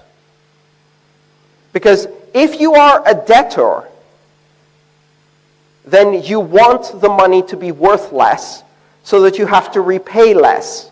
If you are a saver, you want the money to be worth more so that you can earn more on it. If you give the government that is the biggest debtor of all the decision of how much the money will be worth, they will print an infinity of money in order to make sure it's worth nothing. And in the process, they transfer wealth from savers to debtors. And in a culture of savers, that's a terrifying thought. You have to explain it to people in a very calm way. So we say little nifty tricks. We tell people, there's a rate of inflation that will not exceed 2 or 2.2% per year. Sounds innocuous. 2%. What's 2%? I don't even know what 2% is. I didn't pay attention in school. It has something to do with hundreds and division. I was never good at division. 2%. What does that do? If you tell people the rate of inflation is 2%, they go, 2%, 10%, 5%. I don't really understand that. Let's rephrase that. In 10 years, half your money will be gone. Holy shit! Now that I understand. I've been saving like crazy. I work 2 jobs. I barely get paid. Half of it will be gone. Where? Where does it go? Who took it from me? Catch those people. They're thieves. Oh my God, they took half my money in 10 years? Inflation took your money. More accurately, the government, the corporation, the bank that is in debt took your money through inflation. Because for them, now the money they owe is also worth half in 10 years. What a brilliant construct. And that's where we see a fundamental difference between Bitcoin and traditional money. Bitcoin is money. Bitcoin is store of value. Bitcoin is means of exchange. Bitcoin can be unit of account eventually. It gradually acquires these characteristics as it grows more stable, more well-established, more well-adopted. As more people participate in the exchange of value through Bitcoin, they create an economy. That economy creates value. That value creates stability. It creates liquidity. It reduces volatility. The reduced volatility makes it more suitable for as a means of exchange for smaller and smaller purchases. It makes it better as a store of value.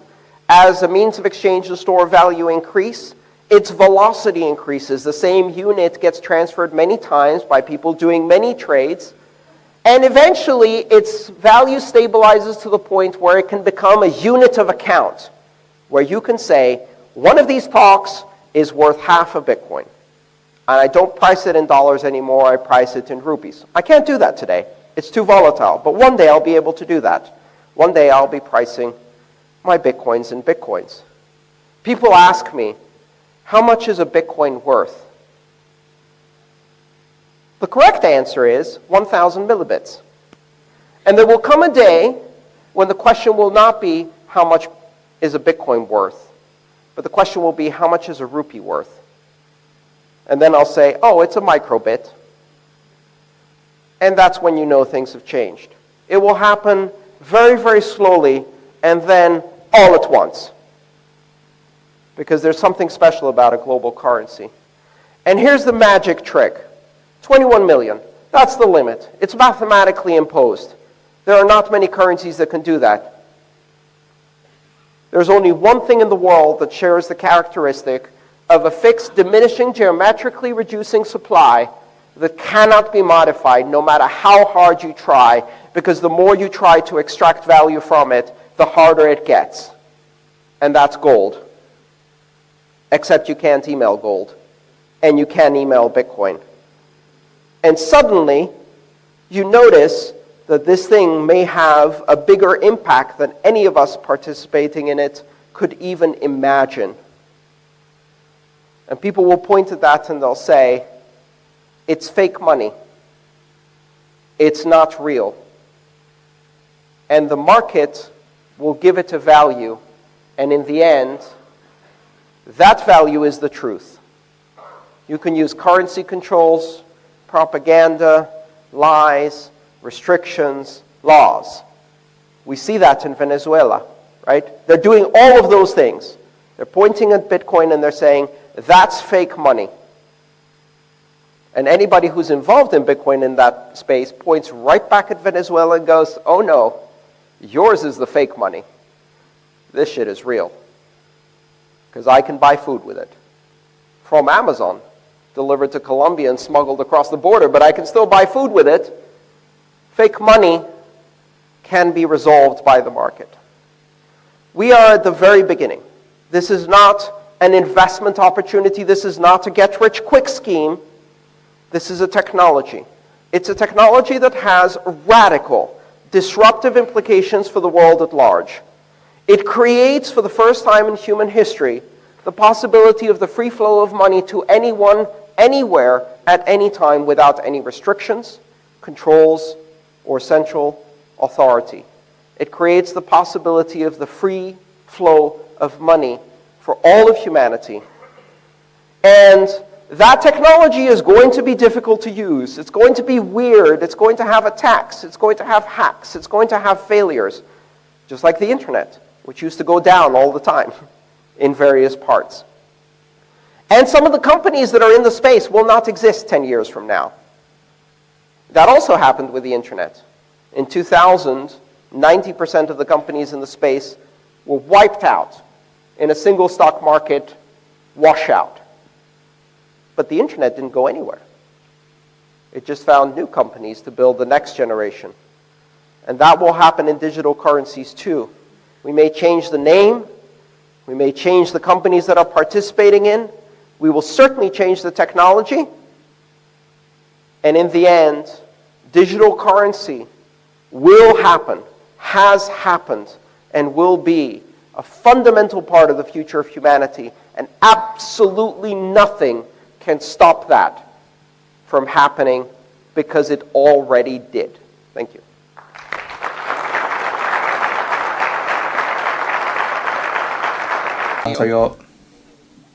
That's it.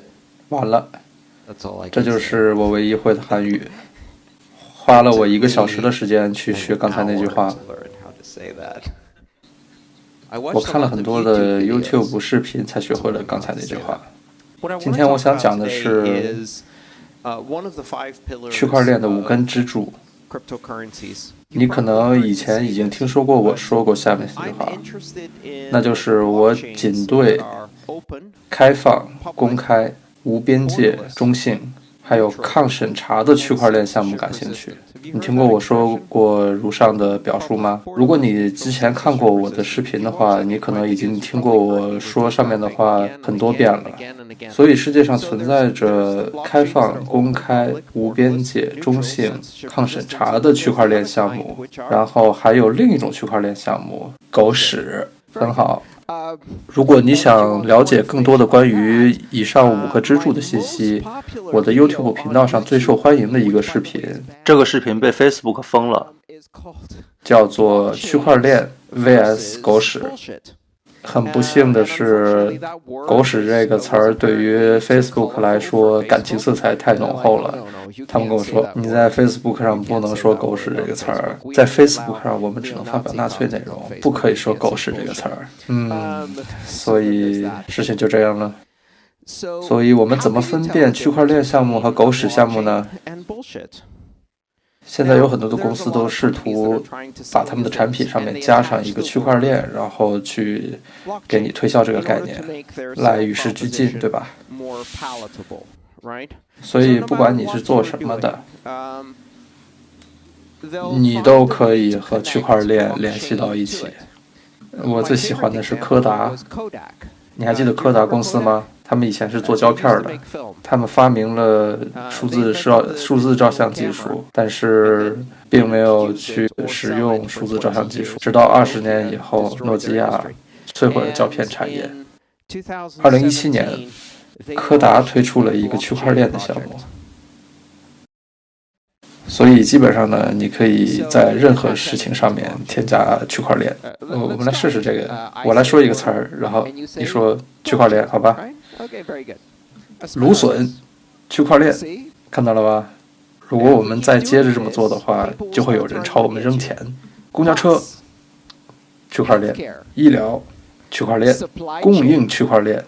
看到了吧，非常优秀，所以我们已经创造出来了4个初创公司。谷歌可能会来投资我。今天的会议叫做谷歌和初创公司，不是吗？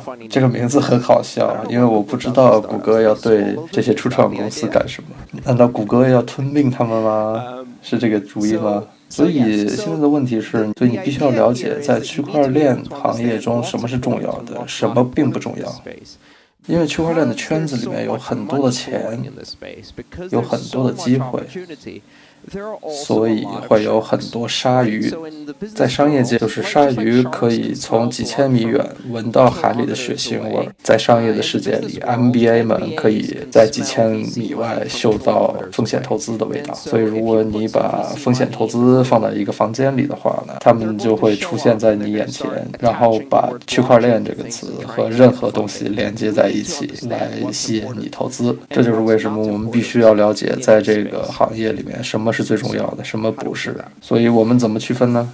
我创立了这些标准，因为我觉得这些对于一个区块链项目非常重要。为什么区块链革命从比特币开始呢？还有从这些条件，你可以去判断有哪些项目是真正需要区块链的，哪些并不。所以我的5个评判标准就是开放、公开、无边界、中性、抗审查。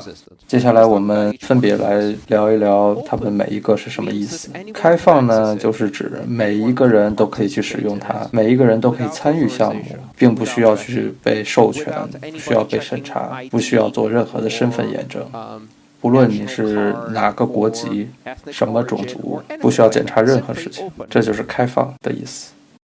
你知道吗？区块链有个很好玩的特点，那就是作为使用者，你并不需要是一个人类，人类的身份不是必须的。一个软件都可以去使用区块链，区块链并不知道你是一个人类，或者是你是一个软件。无边界就像是互联网一样，在区块链的世界不存在边界，这是一个纯粹的国际化的现象。什么意思呢？不论你身处何地，区块链都在你身旁。不管你住在哪儿，不管你是不是在外面旅行。那有的时候呢，我去一些国际化的机场，我说的有时其实是指每一周。我穿过国界的时候会看到一些标志，这些标志上面写着，如果你运送超过1万美金的货币或者是其他等价物，你必须要声明。这是一个很有趣的问题。我的意思是，我有一些比特币，可是好像我并没有去运输任何东西啊。我有一些私钥，其实就是些数字。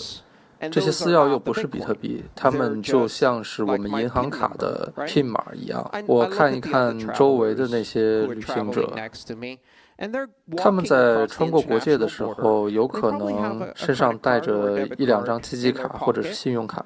他们正在运送那些信用卡穿过国界，但是如果你问我他们有没有运输货币呢？他们可能会说没有啊。但是你的兜里明明装着一张信用卡呀。是的，但是这些钱并没有在我的信用卡上，而是在银行里。我只是拿着这张信用卡，然后知道我的 PIN 码而已。所以呢，我并没有去运送任何的钱，这是一个很好的理由。同理呢，我觉得我也没有在运送比特币啊，我的比特币已经在我的目的地那个国家了。比方说，现在我刚到了韩国，我的比特币早都已经在这儿了。我只是在运送我的私钥，也就是 PIN 码。事实上，我并不想和一个边界人去进行如上的谈话，因为他们可能会不同意我刚才的分析。而且，当我旅行的时候，我身上带的比特币钱包里面的价值会少于1万美金，所以我其实并不需要去跟边界人进行如上的对话。但是你看到了没有？这是一个很有趣的现象。你会明白我们的法律、我们的规章制度、我们的海关还有边境。都基于以下一个观点，也就是钱必须位于某处，所以你的钱要么在这儿，要么在那儿。如果你把钱从这里拿到了那里，你就是在运输。但是如果我们的钱并不在这儿或者那儿呢？如果它在每一个地方呢？所以在这个情况下，你就并没有运输。我们有了一个非常奇怪的问题，那就是当初这些法律的制定者并没有想象出现在这种情况，也就是钱可以随时处于任何地方，他们想都没有想过这种情况，所以以前的法律再也不起任何作用了。如果金钱不在某个地方，而是在任意一个地方，那么运送金钱这个单词有什么意义呢？如果钱只是一个数字，只是一份信息的话，又有什么意义呢？举个例子吧，我曾经做过一个演示，我做了一笔比特币交易，然后写了大概6行的 Python 代码。我把这笔比特币交易中的每一个字节的信息都替换为表情符号。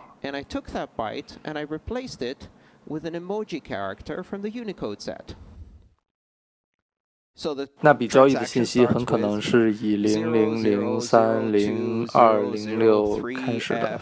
通过我的代码呢，这笔交易信息被转换成微笑表情、皱眉表情、火箭、芦笋、菜花、香蕉、猴子，全都是那些很小的表情符号。然后我把它发到了 Twitter 上。请问我这么做是在运输钱吗？我不知道啊，这么做是不是在运送钱？我通过 Twitter 发了一笔比特币交易，这个 Twitter 里有猴子、香蕉、芦笋、菜花、微笑表情、皱眉表情等等这些表情而已。这是法律上定义的金钱运输吗？我需要申请一个银行执照吗？好奇怪哟！这就是比特币了，它创造了这些奇怪的情况。无边界这个词比你想象的要有意义得多。你会开始意识到，金钱不再有任何的物理形态，而变成了纯粹的信息。它不存在于任何的地方，只存在于你脑海中。中性，中性这个特点是什么意思呢？如果你在做生意的时候想要做一笔跨境汇款，你可能会有如下的很有意思的一些对话。你会和你的银行有一些很有意思的对话。举例子来说呢，最近我把我的一本书翻译成了俄语，我把俄语的版权卖给了一家俄国的出版商，他们要给我一笔小钱作为版权费，可能只有$500左右。这些钱用来买核武器应该是不够的，对吧？只是$500而已。他们试图给我汇$500，但是那些钱从来没有到。我问他们怎么回事，他们说我们已经发出了这笔汇款。然后我说好吧，然后我给银行打了个电话，我问他们我的钱在哪儿，他们说我们不知道啊，我们没有你的钱。好吧，所以我回去找我的俄罗斯出版商，然后我问他们咋回事呢？他们这回送给了我一张收据，所以我把这个收据拿给我的银行，你看这个是收据。他们说我们的安全部门暂停了这笔汇款，然后正在调查，然后他们并没有告诉我，他们不和你说吗？他们并没有告诉我们。你不觉得如果你们拿了顾客的钱，应该告诉这个顾客吗？不好意思，我们不可以告诉你的，因为你正在被调查。听起来很刺激啊，有一个调查。然后他们就开始问我问题。举个例子呢，是谁送了你这笔钱？我和他们说是我的俄罗斯出版商。为什么他们送你钱呢？因为我出版了一本书，书名叫什么呢？我的书名是《货币互联网》第1集，你知道吗？这个货币的互联网就像是，算了。所以这家出版公司是谁开的呢？我不知道这有一份名单，里面有17个俄罗斯政治寡头，他们正在被美国制裁。你有没有确认过你的出版商是由这17个人开的呢？我根本没有想过这茬只是$500而已，我难道要为此去检查那些制裁名单吗？好吧，现在我知道了，这是我的爱国者责任。让我来检查一下这个该死的恐怖主义名单，然后我们一起来唱 USA USA。等我唱完了以后，我肯定会找到的。然后我去对比了一下制裁名单，给我汇款的那个人的名字叫做 Oleg， 然后银行的人跟我说 Oleg 这个名字出现在了我们的禁止名单上。我跟他们说，大哥 Oleg 在俄罗斯就像是张三儿一样，是一个很常见的名字，这就像是一个叫 Pablo 的南美洲的人给我送钱，然后你和我说 Pablo 在我们的禁止名单上。我当然知道了，我知道你的名单上面很可能会有一个 Pablo， 但是我的这个 Pablo 和你的不是一个人呢，这个是一个很常见的名字。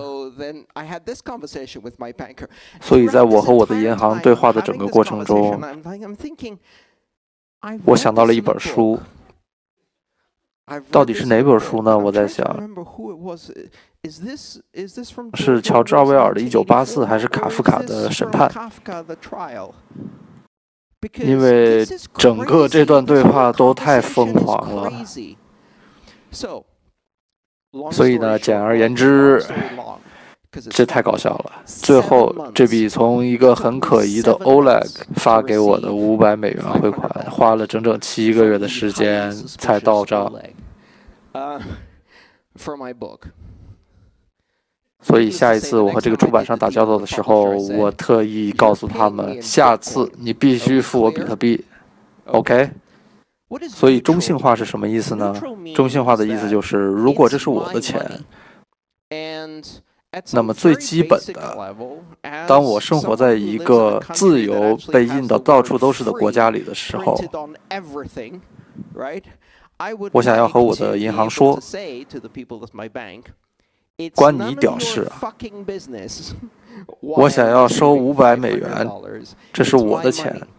但实际上我不能这么说，如果他们这么说的话，他们会关掉我的所有银行账户，然后会有人过来敲我的门，然后我又得和另一群人解释谁是 Oleg， 然后为什么他们会送我500美元。这群人就不那么好说话了，因为他们会是从 FBI 来的。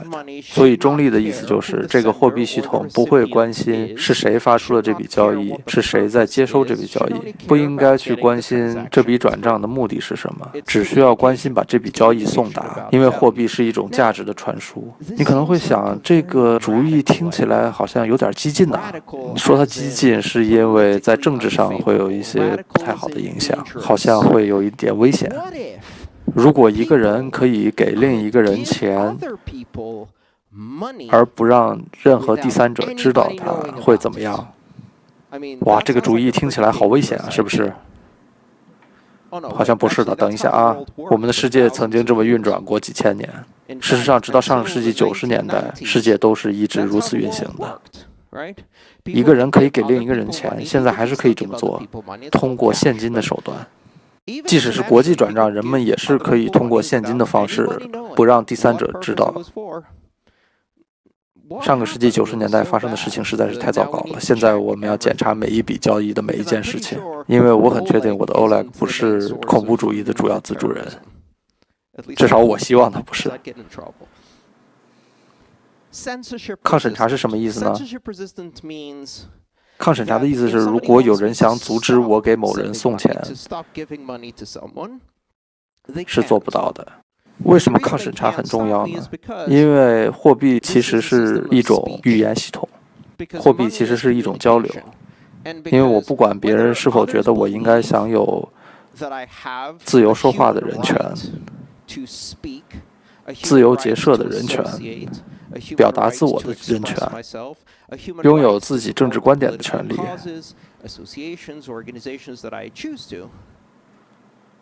他们不同意的话是他们的问题，因为我享有这些人权，这些权利不应该是被批准给我的，而是我生来享有的。为什么呢？这个单词其实已经给出了提示了。人权这个词的意思就是，如果你是个人，就会有这些权利。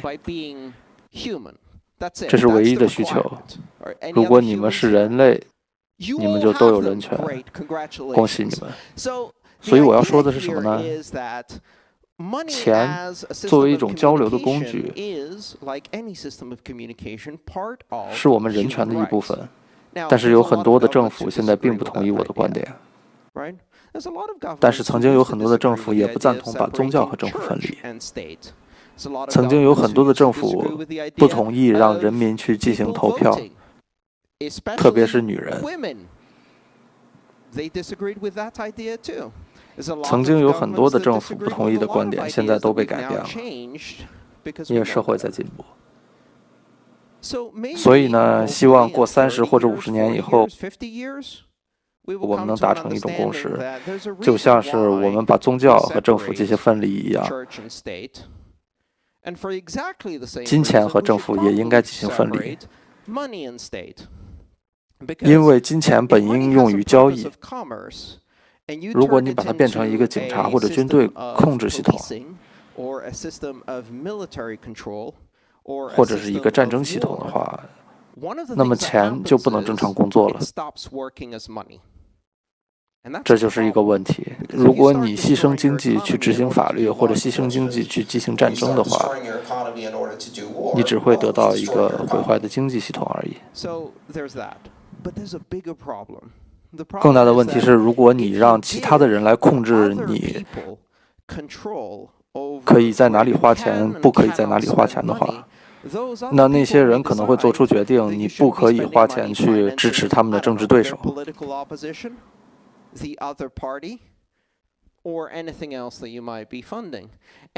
那种控制人花钱的权利会很快变得很腐败。这就是为什么大多数的文明国家把宗教和政府分开，因为他们会互相腐败。如果你把银行和政府放得太近呢，他们也会互相腐化。银行会腐化政府，政府也会腐化银行，然后他们会一起摧毁这个经济。所以呢，这些疯狂而激进的观点呢，我们有的时候叫他们歧视，有的时候叫传统自由主义，有的时候叫人权等等等等。我们可以把这些观点用在金钱上。现在我们就有了一个系统，一个开放、公开、无边界、中性化、抗审查的金钱系统。最后一个特点，公开的意思是你在系统中所做的任何事情都可以被任何人验证，所以没有人可以作弊。因为在比特币的系统里，你可以运行一个软件，这个软件可以明确地告诉你一笔交易有没有被确认。所以通过上述5个原则呢，我们建立了一个新的货币系统。现在的问题是，接下来会发生什么？谁需要这个系统呢？谁要使用这种系统呢？这个系统会如何发展呢？政府会不会允许这个东西继续运行呢？政府会不会去阻止它呢？干不了这个事情。我们并不知道以上问题的答案，但是我们知道的是，这是历史上第一次我们有实现的可能性。现在我们再向前走一步了，这就不仅仅是货币的事儿了。看一看以太坊系统上构建的智能合约系统。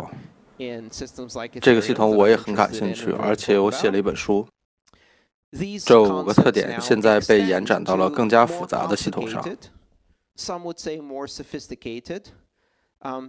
这些系统可以做一些别的事情，比方说我们可以构建一个公司，这个公司并不需要跟任何国家进行注册，而是在区块链上作为一个独立个体进行活动。我们管这些公司叫做去中心化的自治组织，或者 DAO。我认为这个名字很傻，因为任何听到 DAO 这个名字的人都会问你啥？因为这个名字并没有告诉你任何事情。这种组织有点像是协会，就像是今天我们这个见面会，又有点像是公司。我不知道在韩语中怎么说公司这个词儿。Table? Yes. I can't pronounce it. But I know what it is. Yeah. So any range from your 它可以小到本地的社区组织，大到一些跨国公司。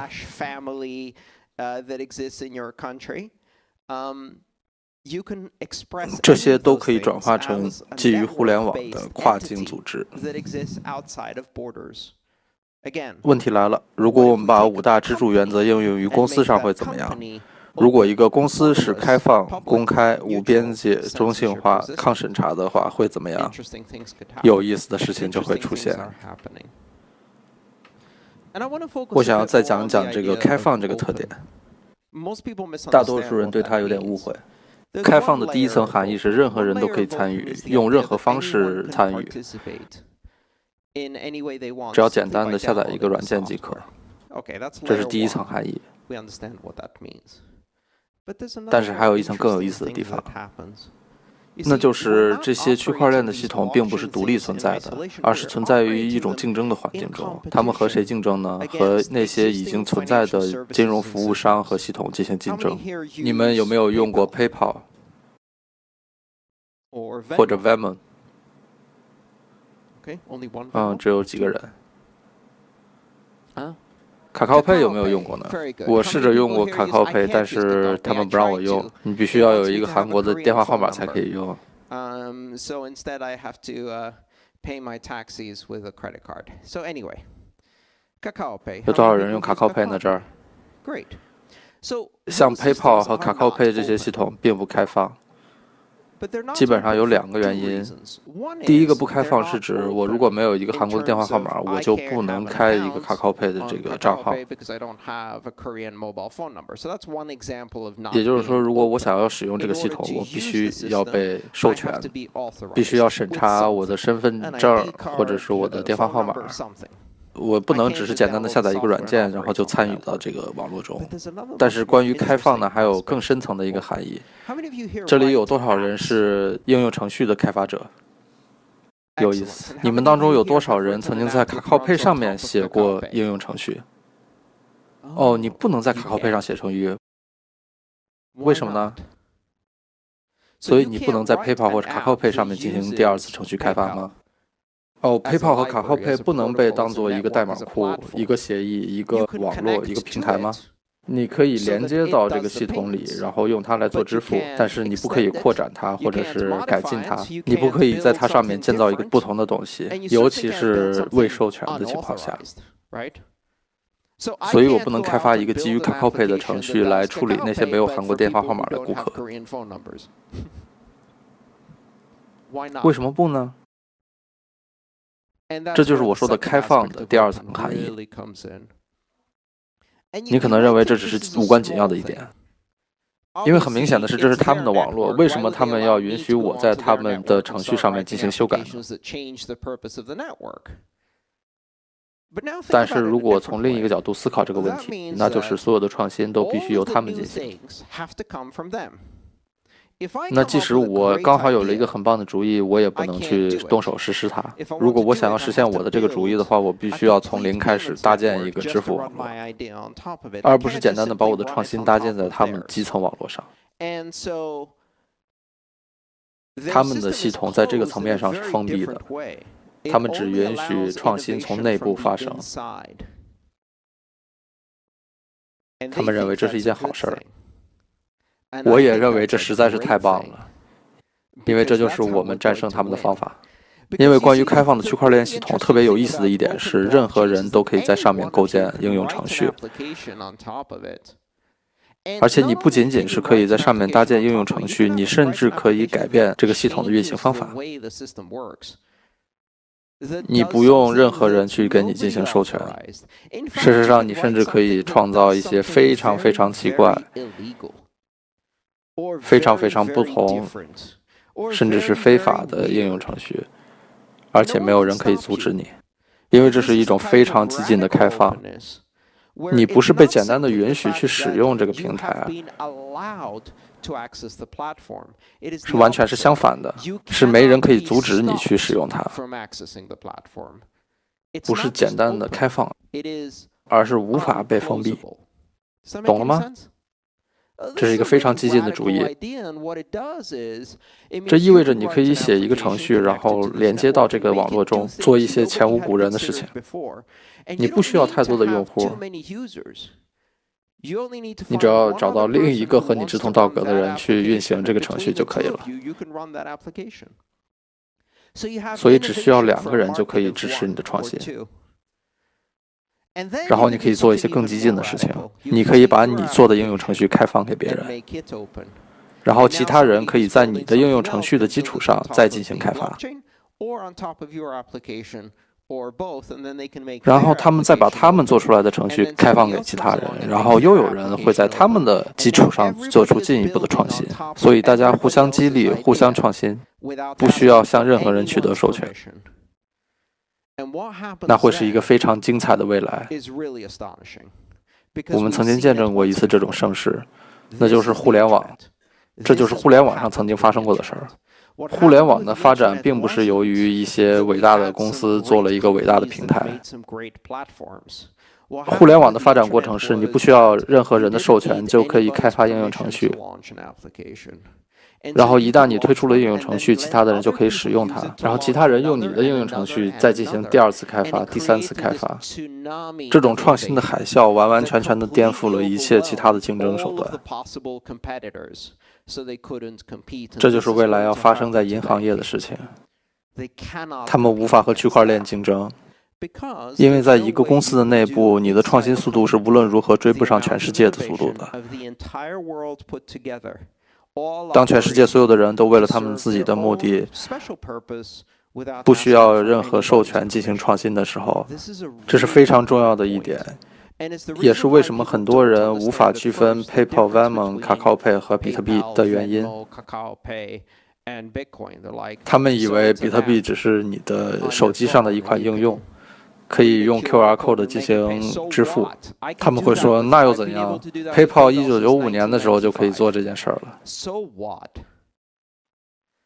他们完全没有抓到点，因为比特币不是一个应用程序，它是一个平台，一个开放、公开、无边界、中性化、抗审查的平台。谢谢大家。So the topic of today's talk is an interesting property of money that I want to explore with you. And I'm calling this one Inside Out.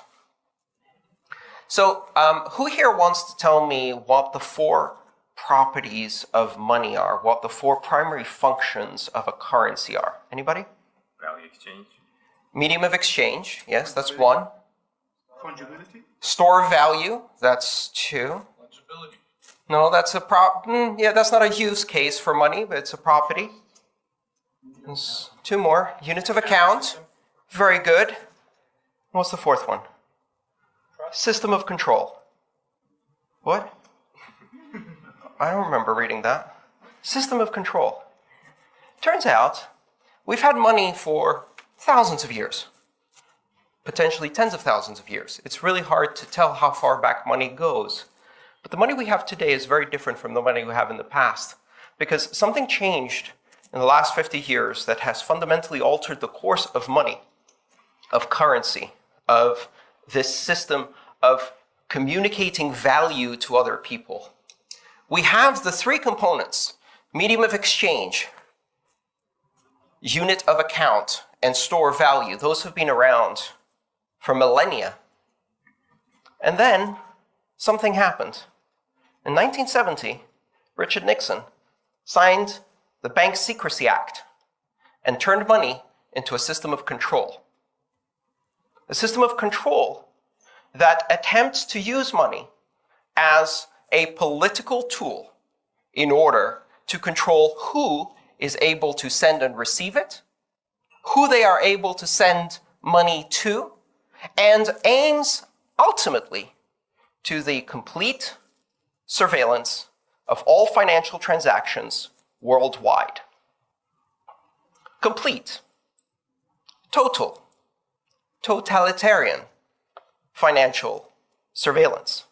This change 50 years ago has gradually percolated through every country in the world, every financial service in the world, every bank in the world.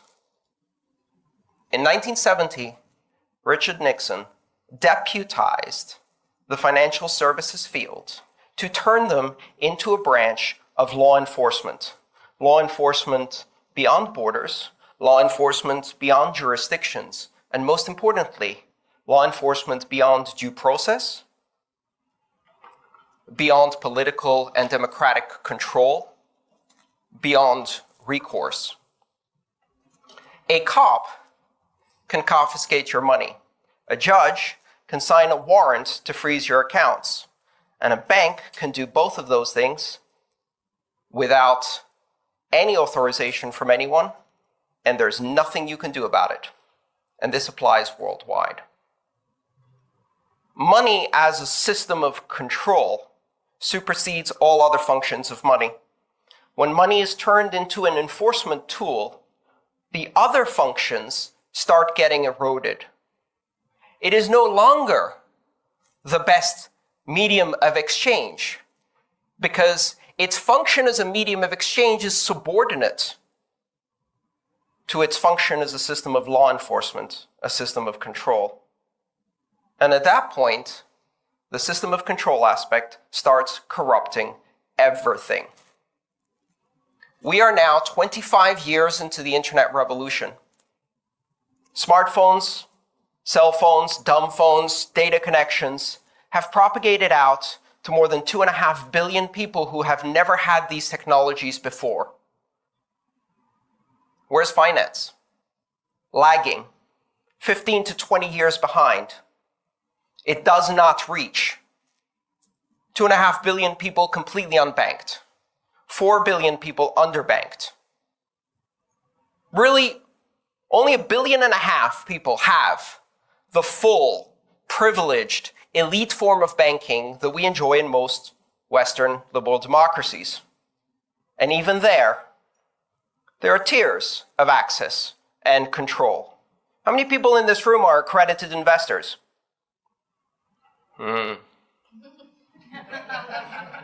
What a lovely bunch. That puts you in the 1/10 of 1/10 of 1/10 percentile of the world. There are tiers within the financial system, some people who have better access, some people who have better recourse, and some people who have complete immunity. Some people can commit crimes against millions, robo-foreclosures, Libor fraud, rigging the gold markets, and no one will ever go to jail. Why? Because when money becomes a system of control, financial services companies become deputies in this system of enforcement and control. And as deputies, they get some perks. And one of the perks is they never go to jail. Well, with a few exceptions. There are some fundamental rules that always apply to our society. Bernie Madoff went to jail. He made the fundamental mistake of stealing from rich people. Don't do that. Foreclose on 10 million poor people, no problem. Create 3.5 million fake accounts in Wells Fargo, no problem. Lose 143 private records of individuals at Equifax? Let's see some bets. How many executives are going to jail? None. A system of control corrupts the very basis of money until it can no longer function as a medium of exchange. And it breeds economic exclusion. We are now 25 years into the era of the internet, and we are reaching fewer people with economic inclusion. We are actually backtracking historically because increasingly entire countries are being cut off from the world financial system. You don't act in the best interests of the United States, you lose your SWIFT code. You are no longer part of the wire transfer network. You submit to the jurisdiction, the universal jurisdiction of American courts, like Switzerland had to do, or you lose access to international banking. You lose access to the reserve currency. You lose access to the lifeblood. This devil's bargain has made financial services unassailable from a point of competition. They are surrounded by a thicket of regulations, and these regulations are not about consumer protection. Consumers are most certainly not protected. They are most certainly about the system of control of money. They are about the law enforcement and policy enforcement, and sometimes straight up politics enforcement. that comes with money. Money does not flow freely. I have some bad news. Those gold bars surrounding the banks and protecting them from competition are a gilded cage, a cage that keeps them inside a system of regulation that prevents competition from the outside, but also prevents them from acting with innovation in free markets, expanding their business, unless they make all of that subordinate to a system of political control. Store of value no longer works. You cannot store value in a currency that can be confiscated at whim, frozen by any banker at any point in time. That is not a stable store of value. You cannot use it as your currency reserve to buy oil with, as your foreign exchange reserve if you're a country, because if you cross the superpowers, they will cut off your access and you will not be able to use oil. You cannot use money as a medium of exchange if you cannot exchange it freely with whoever you want. And gradually, the corruption spreads and spreads and spreads. And now, something new arrives on the horizon. A system of money that works on a network that is, first and foremost, a medium of exchange, a store of value, and one day potentially a unit of account, but will never become a system of control. It refuses to become a system of control. In fact, its design principle is neutrality, openness, borderless access, censorship resistance. And now the banks can't play in that space. They're stuck inside their gilded cage, playing cop to the world's superpowers. And now, something new arrives on the horizon. A system of money that works on a network that is, first and foremost, a medium of exchange, a store of value, and one day potentially a unit of account, but will never become a system of control. It refuses to become a system of control. In fact, its design principle is neutrality, openness, borderless access, censorship resistance. And now the banks can't play in that space. They're stuck inside their gilded cage, playing cop to the world's superpowers, offering economic services to a tiny fraction of the human population, sacrificing 4 billion people on the altar of poverty in order to create a nice, fake, bourgeois sense of security among the middle class by selling them lies. FDIC. Don't worry, your money's insured, right? How many people here have FDIC or equivalent insurance on their bank accounts? How many Greeks do you think had insurance on their bank accounts? All of them. What happened to that? Poof. In one afternoon, vanished. 20% haircut. Whose insurance? Does it insure you? Or does it insure banks? And what does it insure against? Small failure, not big failure. Big failure, uninsurable. How many of you have money in banks? None of you have money in banks.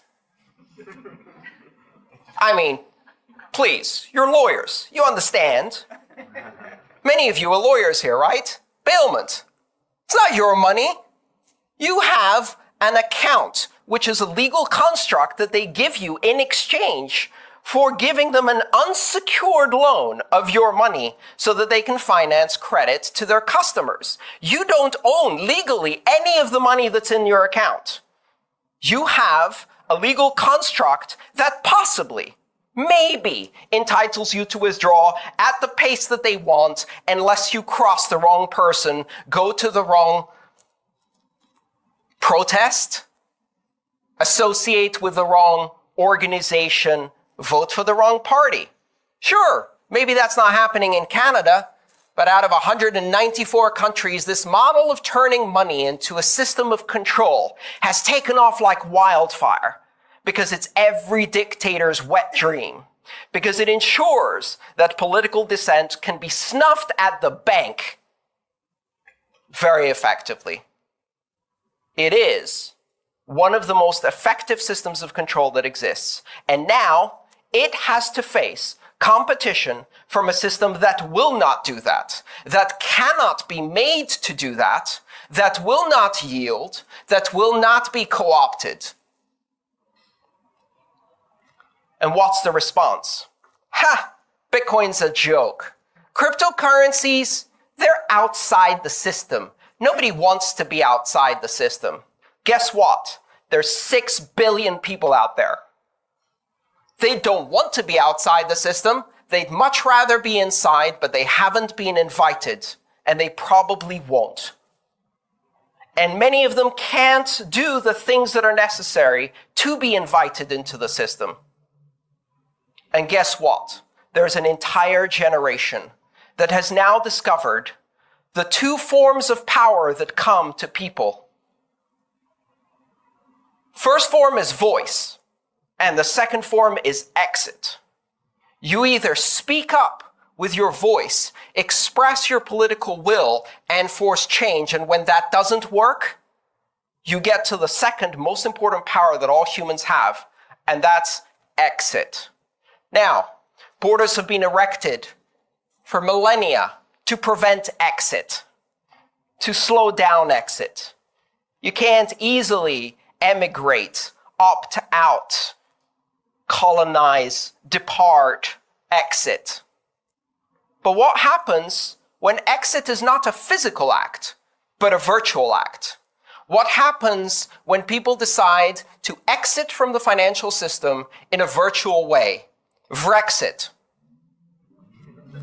Bitexit. You can keep the inside of the gilded cage. It is demographically stagnated, it's over-leveraged, it's swimming in debt, it's out of control, and it serves a tiny sliver of the population. You can keep it. An entire generation of millennials no longer believes in that fiction of bank security, of future possibility, of deferred earnings, of interest rates, of mortgages.